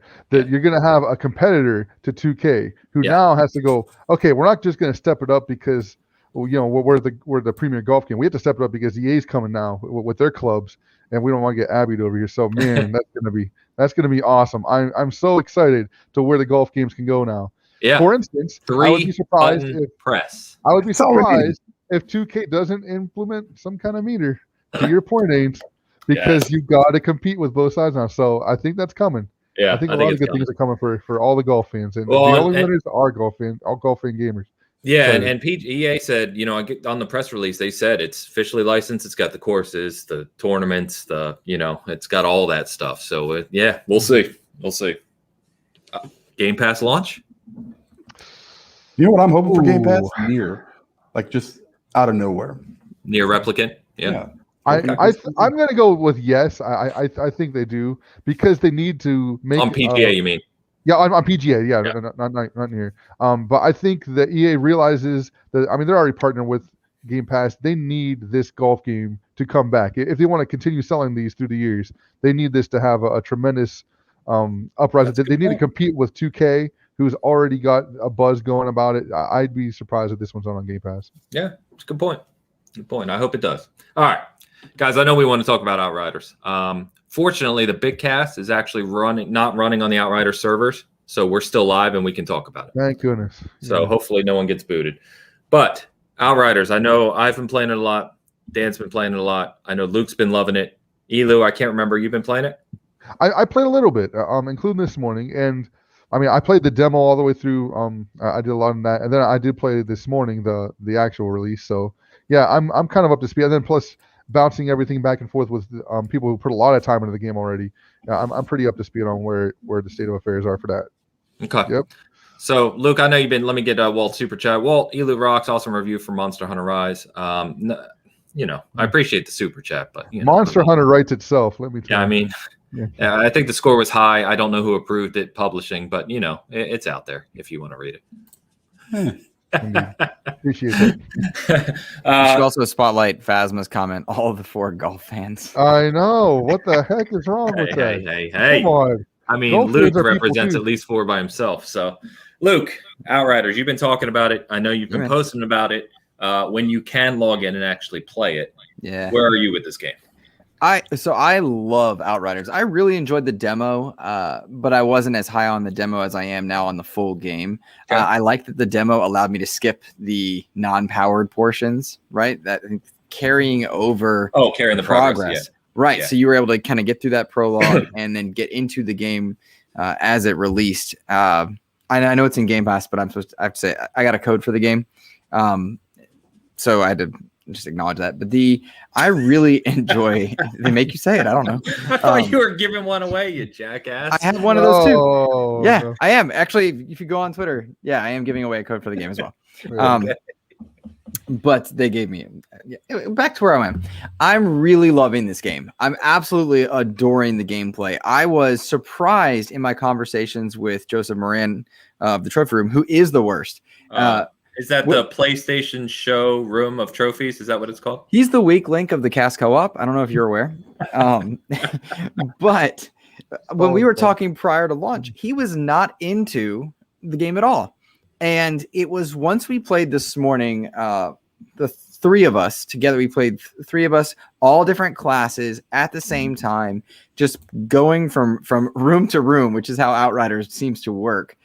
Just mowing down enemies in these really cool ways, leveling up, that the greatest joy was found. We were playing in different world tiers, leveling up different stories, which I could care less about, but the gameplay is awesome. It takes what I loved about Anthem, takes what I liked about Avengers, and it removes all the stuff I don't like about those games. I'm playing with my buddies, having cool powers and effects, cool visuals. It strips away the extra nonsense that come with a live service game, because I believe it was HR Bomber in chat earlier says it feels like a live service game. In many respects, it certainly does, but without the extra just gunk that might make you buy currency in Anthem or something like that. Like, there's none of that, which is fantastic, because who would buy a currency in Anthem, right? Like, silly. I'm really digging Outriders, bottom line. Loving it. Great for Outriders that landed in Game Pass. Great for the publisher, Square Enix, that the game is doing as well as it is. I really feel for the developers and People Can Fly, who have a mixed history. I love that their game is getting so many accolades in terms of people playing it and trying it. Forget critical reception. People are playing this game. So much so, though, that the servers are under so much strain that they have to kind of work through these stumbles along the way. But a week from now, I think, I would expect a lot of this is cleaned up and people are able to simply enjoy it. I'm much higher on Outriders than I expected to be. This is a game I would have paid $60, $70 with, if I needed to. I'm very high on it for a lot of reasons, and I'll be glad to answer questions, but enjoying it. It sounds like you're enjoying it. Okay, so Dan, I know you've played it a lot. I don't think you're as high as Luke is on it, not nearly as much. And I think I'm probably somewhere between you guys, or maybe more aligned with Dan. I don't really know. So I'll wait to go. Dan, hit it up. So it's a really fun game. All right, like Lime Skittles. What do you got here? Come fun. on. It's very, very fun. That's the best thing I can say about it. And like I can't stop playing it, mostly because it's just taking forever because I can't actually play it. But I think like the base game is pretty good. It's average, mediocre, whatever. It's there's so many problems. I don't even care about the servers at this point. Before you, Dan, are you playing solo? Yes, 100%. Okay, I don't different play with game. other people. Yeah. It's like the server thing. I think we've been conditioned to just expect this. This is what I was talking about earlier. We've been conditioned to expect this kind of crap when games launch. I'm not sure why. It's not like there were examples. 30 of them. It's the first game ever to try this. Yeah, it's the first game to actually use online co-op. Funny enough, not the first online co-op game that doesn't include in-game voice chat. Thank you, Monster Hunter World. Yeah. My Rise. tweet aged Rise. poorly. Rise. Yeah. I'm just saying, yeah, it's like, hey, you message me. It's like, can you imagine if Outriders launched with no in-game chat? I was like, yeah, that'd be terrible. And then sure as shit, there was no in-game chat, which is fine if you're all playing on the same console, but you don't, it's cross-play, guys. So you gotta use something else. Regardless, that's not even a thing because I don't play with other people. My biggest issue is that it's so poorly balanced, and that like half of my buttons don't work when I want them to. Especially like I can sit there and press my right bumper, and I can watch my power just flicker on and off, and it does nothing. I can't get into cover half the time. I hit the A button. You got to be like a very, very specific place. And then you go from, I play on World Tier 5. That's plenty hard enough for me. And I get to a point, I'm like, okay, I'm doing well. I'm using, my skills like I should. Everything's kind of built like I wanted to. It's a really solid shotgun build with the Trickster. Everything is working out fantastic. And then I get to a boss that's, 300 times the size of me. And my healing is based on getting up close and doing this damage, and I can't get close because I immediately get annihilated. I get like 2-shot. If I'm lucky, I get 2-shotted. So I switch stuff around. I'm like, okay, well, now I have to change my whole build just for this boss. I've gotten to the point where I just drop it down to World Tier 1, say the hell with it. I don't care about the rewards. I'll get them somewhere else. And then think maybe that's because you're playing the multiplayer game by yourself? No. No, it makes no sense. That makes no sense. Dumb. I played through the entire division by myself. That's the thing. Look at that typo in my stupid tablet typing. Multiplier game. Listen to me. I love it. Listen to me. The division was also, was supposed to be a co-op game. Monster Hunter Rise, also a co-op game. How much did you play with other people though, Elu? You probably a little bit, right? Tiny bit, right? But you still enjoyed the game, and it was a really good game. Like a game like this, when they come out and say, "Hey, you can play by yourself," and I would argue the division. I mean, I know it took them a long time, and it wasn't their first rodeo, but it's hard for me to not compare it to that game because or even Anthem for that matter. It's hard for me not to compare them because those games are out there. You got to compare it to something. And I think you can play through it solo and it's fine, but you've got to balance it to a certain point. Like you shouldn't have to drop the difficulty level so much, to actually go out and beat a boss. Like everything else, I'm fine. I'm just like, okay, this is great. But the balancing is tough, and the button pressing thing is really annoying. The upgrading stuff is worthless. And any kind of, it's just, I don't even know what's in the game because like literally you can upgrade something 3 seconds later, you've got the same thing that you just upgraded at the right level that you wanted to. And don't get me started on that crap. The shards or whatever you got to use, they're so expensive to upgrade that it makes no sense. I've gotten one legendary through this entire playthrough. I think I'm level 23. You got one more than me. Yeah. And it was a sniper rifle, which is usually how it goes for me. I usually get the weapon that is the complete opposite of what I use, but I mean, and you don't get skills very fast, like at all. I think I'm at 20. I got like 15 skills. I don't even know. I'm like, I need to build this thing better. I thought it was my fault for, but you really are kind of limited on what you can do. Well, That's just my opinion. I feel all right. So I feel like I'm countering him, and I don't mean to like have a go at you. Like joking aside, I do not mean to have a go at you, even though it says Outriders, not Outrider. But whatever. Joking aside, it sounds like you're having a very different experience. Like the button's not working. Haven't had that once with me. That sucks. Wow. I would say it's sometimes unresponsive. Yes. Really? Yeah. Oh, absolutely. That sucks. Sure. I hate that for you guys. Then I joked the other day that if you're one of those people who has ever, not you, but anyone has ever made fun of Gears controls, Gears of War, and then is playing Outriders, smack yourself. Because Gears is literally night and day more responsive than Outriders. I mean, it's at night and day. It's not even a comparison. It's just like when I go to hit A to go into cover, sometimes I'll go in cover, sometimes I won't. If I turn around and move the camera to go off of cover, sometimes I will, sometimes I won't. If I try to mantle something, like to get over a sandbag, to get away from fire, sometimes I will, sometimes I'll roll, and I'll just roll into the sandbag and keep getting shot. I never know what's going to happen consistently. Yeah. Like there's a power that the trickster has where you basically warp behind the person that you target, right?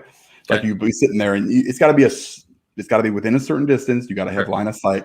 I get all that. There are times where I'll hit that button and it'll show the animation for me going, and I will go literally like 3 feet, and I'll go cheek, and then it just stops. Like I'm nowhere near the guy. I'm just like, what in the hell just happened? And then I got to wait 5 seconds for the damn thing to cool down again, because that's my wheelhouse. So you got to, I'm in and out. I'm like boom, boom, boom, hit a few people, jump out. So that's a very important skill in my build. But sometimes it just doesn't work for whatever reason it is. Like there's no explanation for it. It's just crazy. Yeah, so I think I'm kind of in between you two. Like I would say to Luke's point, I played the demo. I got bored of it rather quickly. I had some complaints with it. Playing the main game now, I think the one of the big things I had complaints with was just the level design. Very boring. Very just kind of narrow and whatever. It's opened up a lot. The level designs are cool. There's some nice, it just gets bigger. There's better combat scenarios. And I will say that as much as all the complaints I have about it, from the things we just talked about, forget the servers, but the game itself, I believe there are balancing issues. There's definitely skills and or weaponry that works far better than others. There's combos between the players. I think I mentioned, who was I playing with last night? I was playing with my stepson last night. I'm a Devastator. He's a Pyromancer.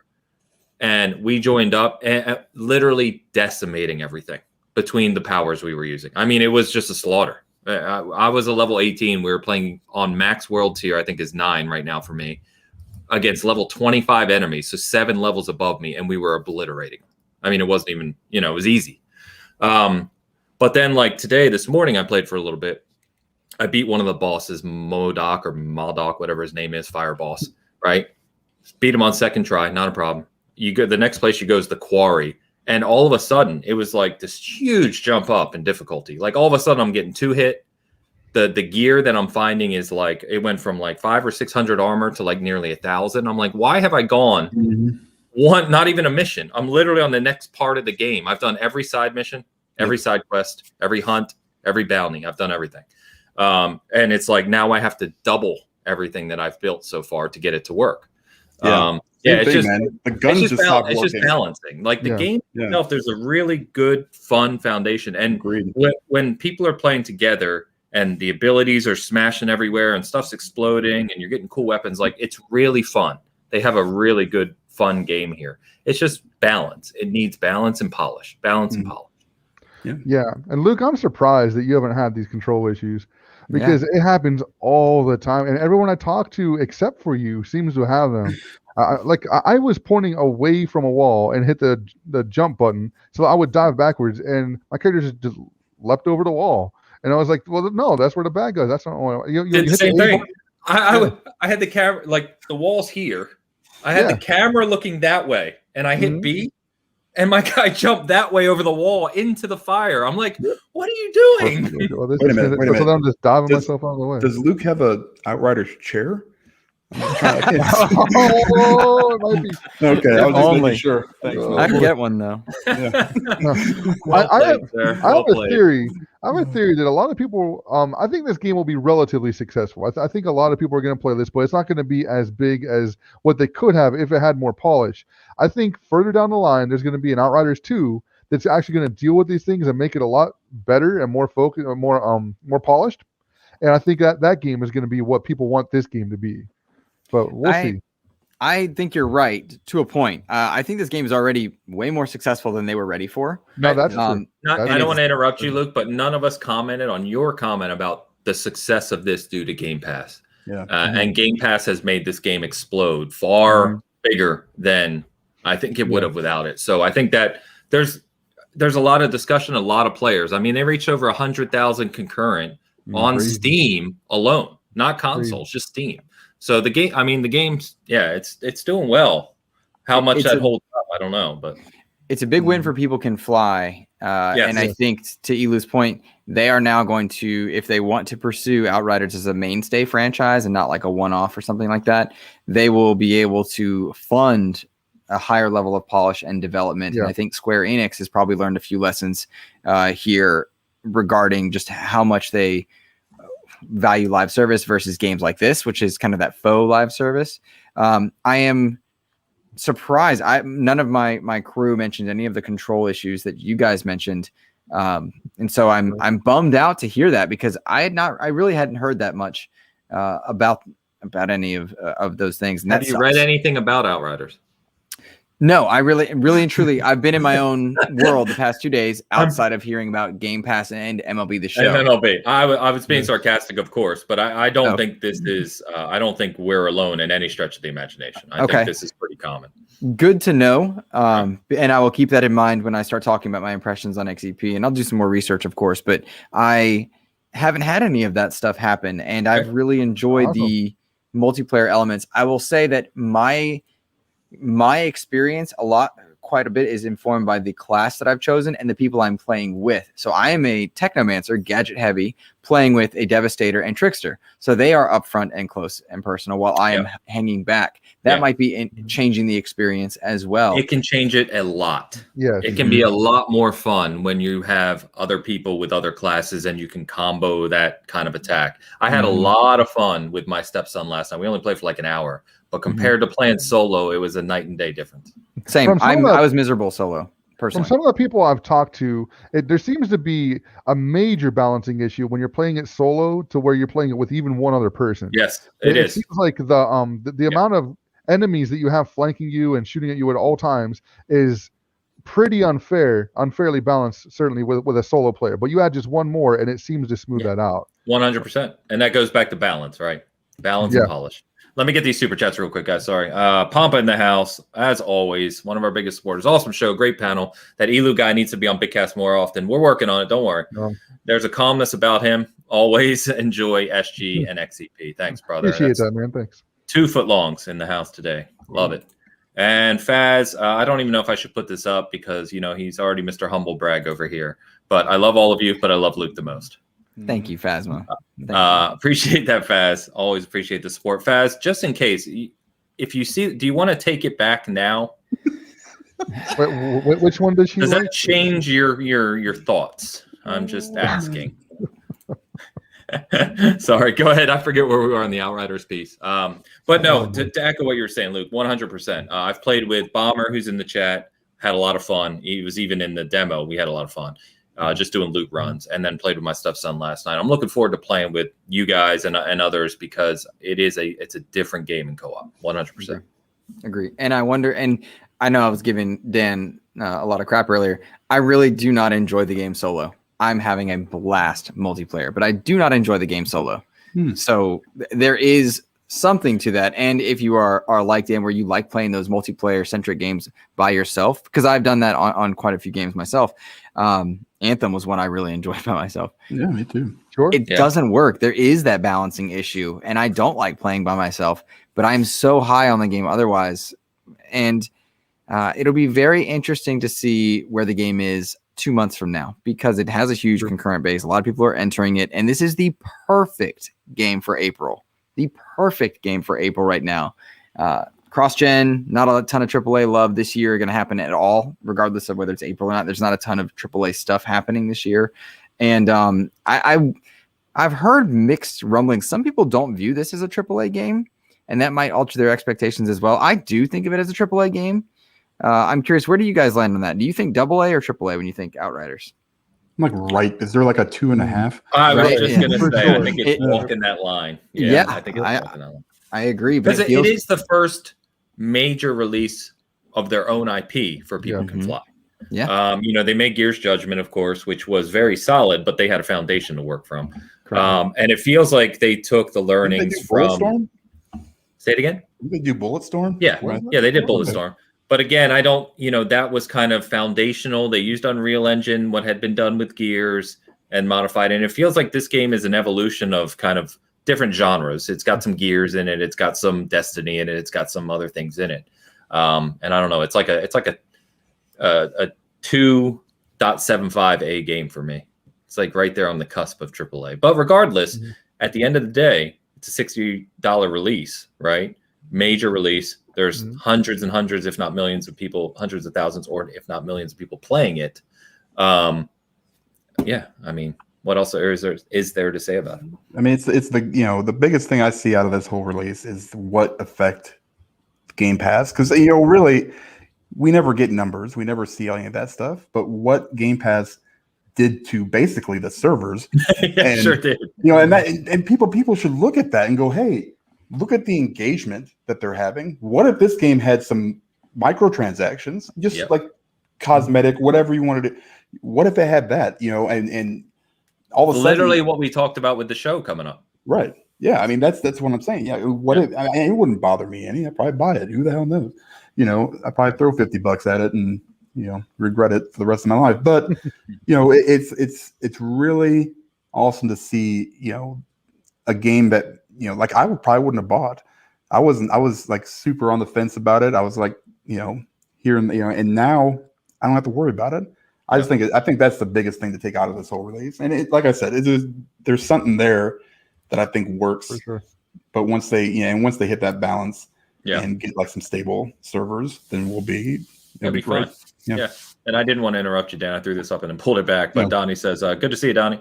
I know what you mean by the explosion of difficulty. I'm going to need some help. I started getting murdered all of a sudden last night. It just hits. And these guys who were ahead of me in the game told me that. Dan told me. Bomber told me, and I was like, I haven't experienced that yet. And then this morning, I was like, what in the hell is going on, man? I'm like getting crushed. So I do like that you can shift the world tier, though. I think the game allowing you to auto push that world tier at max all the time is not a mistake, because I love it, because I love a challenge and I love loot. I mean, it's right up my alley. But for a lot of people, right, they may not actually be thinking about world tier as they're playing and saying, why the hell has this game gotten so hard? Not realizing you can quickly just move that world tier down and make it a lot easier. You know what I mean? So I do. I realize it 100%. World like tier literally 1. got to a boss today and said, World Tier 1. After playing through it twice, I was like, are you kidding me? I can't even get close to you. I don't even know what's happening here. This is crazy. Well, and again, it goes back to like when I got to the Moldoc guy or whatever he is, it's like, okay, I have a reflect bullet skill, right? That I use. The Devastator he's like Neo. He stands there like this, blocks all the bullets, throws them at everyone. It's awesome. But then you get to a boss who's literally not shooting anything. And you're like, well, this skill's effing useless. You know what I mean? And you can't pause the game. No. So now I'm in the battle trying to change my skill, and he's just killing me while I'm standing there trying to pick a different skill. So we're all tier prison shower. There you go. So cool. Oh my God, killing me. All right, guys. So that's Outriders. For Season Gaming, Steve, who was on Bitcast last week, is reviewing this for us. Whenever the servers come up, he will try. So just look for that soon. But I think we've talked about Outriders enough. Let's talk about what else we've been playing. Elu, I'm going to shoot this over to you first because you did our Monster Hunter Rise review. I know you've already put a lot of time into it and really enjoyed it. And at this point, I'm going to let you and Dan talk about this, and I'm going to run, and I'll be right back. Oh, my God. That's a terrible idea. I'll be right back. Because I've only played the demo. But go ahead, Elu. I'll listen to you. What did you think? So I just played Monster Hunter Rise. I think it's a fantastic game. I think they did a better job further streamlining the game. With World, they realized a lot of It was tough to get into the game. It was tough to get into the old Monster Hunter games. With World, they decided to change all of that. They changed the whole world of it, which is actually why they called it World, because they wanted a new re-entry. With Rise, they just took that further, like really, really far this time. You don't have to track monsters at all. The whole game is all about pushing you out and fighting the monsters. So you don't have to worry about anything else except for fighting them this time. Which I think it's fun. It's refreshing. Although I do miss some of the depth that gave to World and all the previous ones, that you still at least had to track the monster a little bit in those games. But the game itself is really fun. The monsters are all varied. They're all fun to play. And I've been having a blast just trying to figure out all the different counters to all these different new monsters. And it's a lot of fun solo. It's great with multiplayer, although I haven't played much with multiplayer. But one thing I can say is it's smooth, which actually surprised me. You can get into those servers a lot better than you can some other Switch games. So it's really fun to play with other people as well as just solo. And there's a lot there. It's anemic at the end. There's not as much at the end right now. The Capcom has promised, as they have with World as well. They did a really great job continuing to bring things out with World. They promised more things at the end. They promised the tempered monsters and things like this are going to come. They usually have some form of a G rank, which is a harder version of their game with the Monster Hunter game. So I'm really looking forward to that. But what's there is a lot of fun. I really enjoyed it, and I think it's a game that everyone should play, including Ains, who I know is never gonna. I mean, he'll grab and throw it in a bonfire to keep himself warm. But I think that's a mistake. Accurate. I think he should play the game and actually try it out before he experiences the bonfire. Did you mention you were talking about, and if I missed it, I apologize.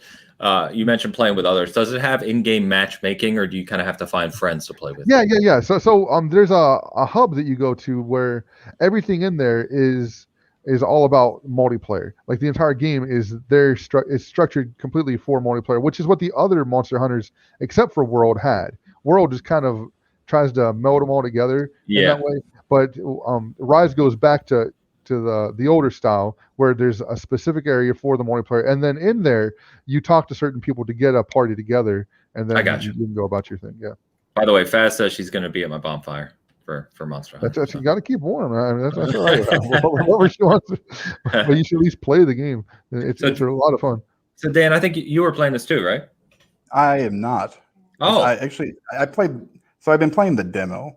Okay. On it, and I haven't made that leap yet because it's hard for me to, when you play all these games at a specific, resolution / FPS, especially, I'm having a hard time getting into it because it looks like garbage.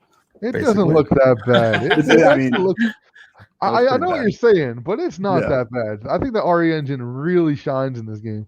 There's issues, but man, it looks good. I thought it's just that game. When I played Monster Hunter World, right? Like it was such a deep experience as far as all the stuff you could do and everything that was put in there. It was almost like too much. This one, from what I played at least, there's a couple things. One, Monster Hunter is a very specific game with very, very specific controls. And it's once you get it and you're going and you're like, I use the insect glaive. Once everything works, you feel like a complete badass and you are just flying all over the place and you're just, doing what you do. The learning curve, I think, is a little higher than other games. Like if you go back to like talking about like Generations, I think that came out back on the DS or whatever. Like that game, it's not even, there's no comparison. I understand because I got that after I played World and I was like, oh, that was a mistake, huge mistake. And that's, I think a lot of people do that. Yeah. I was like, this is nothing like it. It's hard to start a World and then go to that. Yeah, go ahead. This one I think I will eventually get, but it's just like with everything else out there right now, it's hard for me to, like, it's gonna be one of those games I get and then I take like on vacation and I'm like, oh yeah, this is much better. What if it were on Nintendo Game Pass? Sure. Yeah, I'd be on it. Yeah, I wouldn't have to pay for it. It'd be free. We'd say. But yeah, I mean, the demo, I played through the demo. That's, and I'm getting there. I think I need to just kind of get to the point where I feel more comfortable with the controls I have to switch around a lot of stuff because the Pro controller is dumb and just for some reason switches over X and Y and A and B. So I had to remap everything. I was just like, this is frustrating the hell out of me, but gotcha. It is what it is. I mean, I'm excited to try it. It's just finding the time. There's so much coming. Yeah, understandable. Yeah, now Outriders is taking up time. Luke, we talked a lot about Outriders. What else you been up to, man? You playing anything else? Yeah, man. I when they did the sale for the Tomb Raider collection for like $10 or something, I snagged all three. You never played them?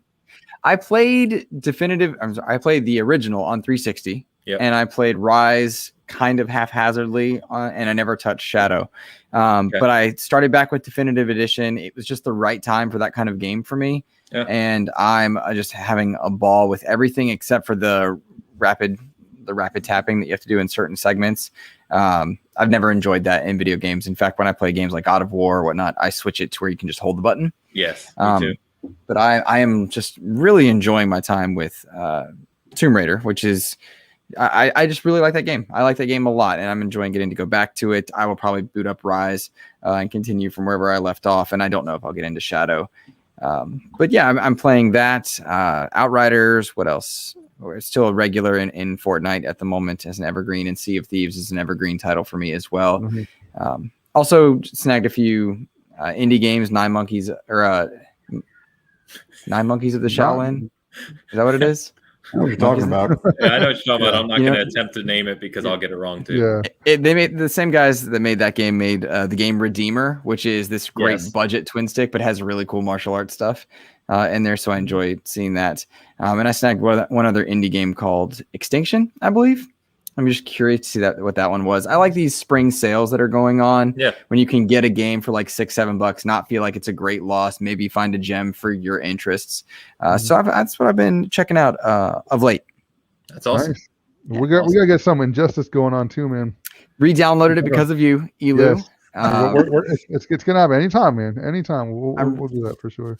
I just finished. I used my Biden bucks and got a new tablet so I could read more Comixology stuff. Yeah, and solid use. Yeah. I'm reading Injustice 2 right now, among a couple other series.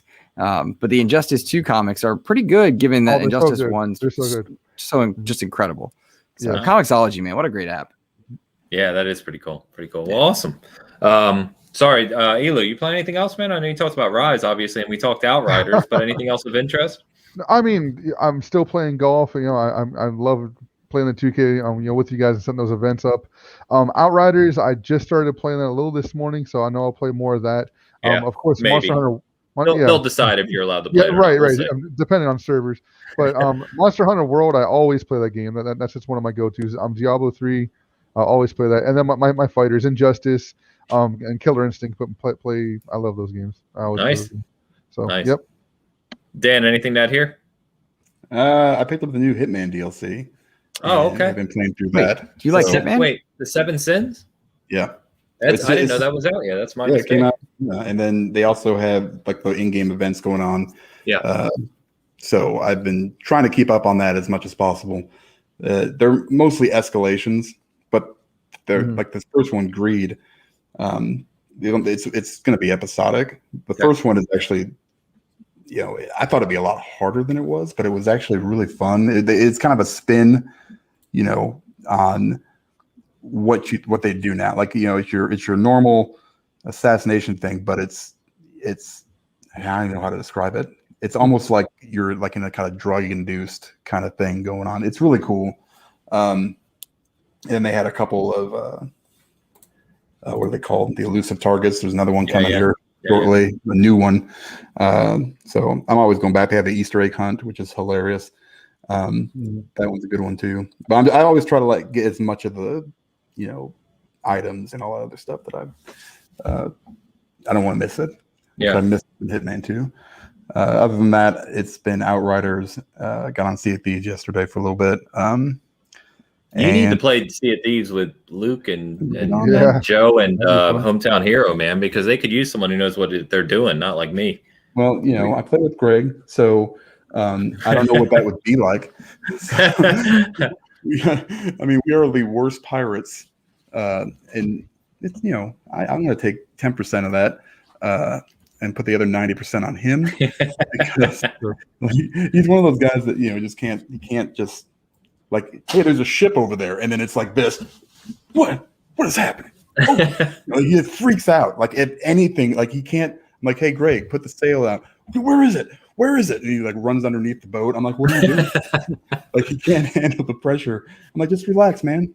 Relax. So what I would do is say you're going to play with Luke, jump in the party, and then let Greg be the one actually playing. Yes. And Luke and Joe and Hometown Hero just enjoy the hell out of that. I mean, they wouldn't even know what to do. You know what he's great for, though? He is the perfect grab a keg and jump off the side of the boat to try to get to the other boat. He's not good at it. Like, he won't miss like a country mile, but he will. Like it's just like, okay, he's gone now. I can kind of relax. He's eventually going to blow himself up. I was like, "Are you close to the boat, Greg?" I can't even see it. I don't even know where I'm at. What am I doing? Oh, there's a shark! And then he flips out. And then he flips out. Yeah. Oh, it's hilarious. It's good. Oh man. That's I need to start streaming that stuff because it is gold. Seriously, you need to treat it like that. What's that old show with damn it, The Idiot Abroad? You guys know what I'm talking about? Oh yeah. With it had like a Ricky Gervais. Yeah, Ricky Gervais' show. He takes his friend who's the idiot and Carl. just like puts him in other countries. Carl, and it's that, just comical. What a great show! God, that was a good show. He always wanted to be Captain Bullshit, where he just flew around and said bullshit. He was great. Oh man, yeah, but that's been about it. Yeah, I was gonna say I don't have too much to add to what you guys been doing. I was looking forward to Outriders. I got in that funk where I was like playing the hell out of Prey and Division, and then I was anticipating Outriders. You know how like you're like a couple days out from a game you're waiting to play, and it just like kills your motivation to play anything else. So that's pretty much where I was. So yeah, I don't have too much to add there, but want to shout a few things out real quick. So we already talked about Elu's Monster Hunter Rise review. Please check that out on the site. Also, your first review, sir, on Open Critic, by the way. Indeed. So good to have you as part of the official crew there.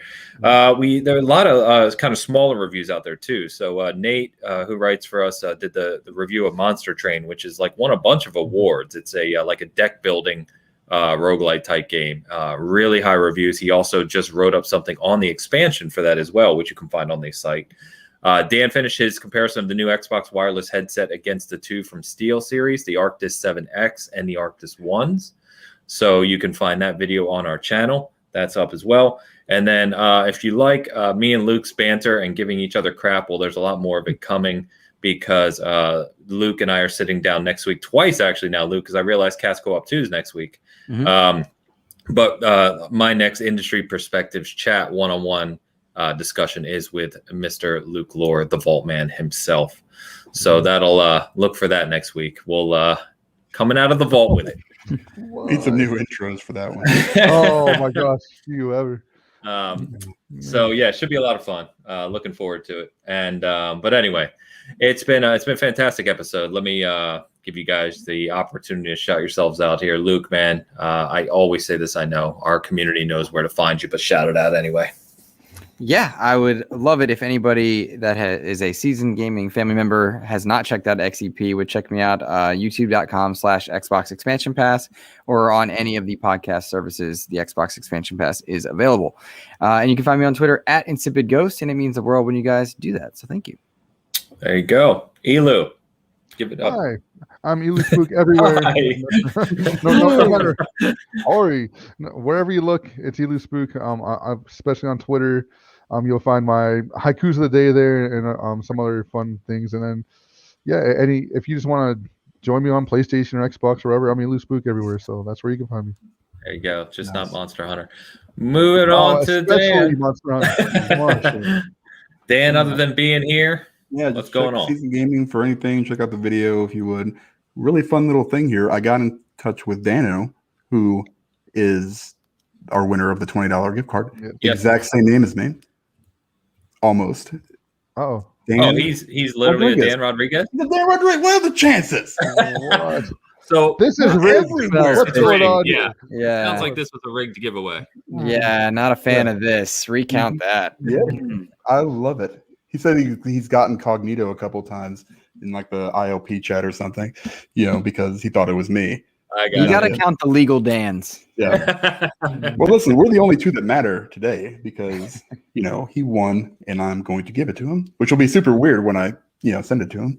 It's going to be awesome. Anyway, congratulations to Dan Rodriguez. Yes, and thank you for the That's giveaway. That's awesome. Yeah. Chat, you guys have been fantastic today. Honestly, it's been a lot of fun. This was a fun episode. Thanks for all the engagement. And we'll definitely keep this rolling into the future. So thanks again. That was Bitcast 148. And we will see you next Saturday. Peace.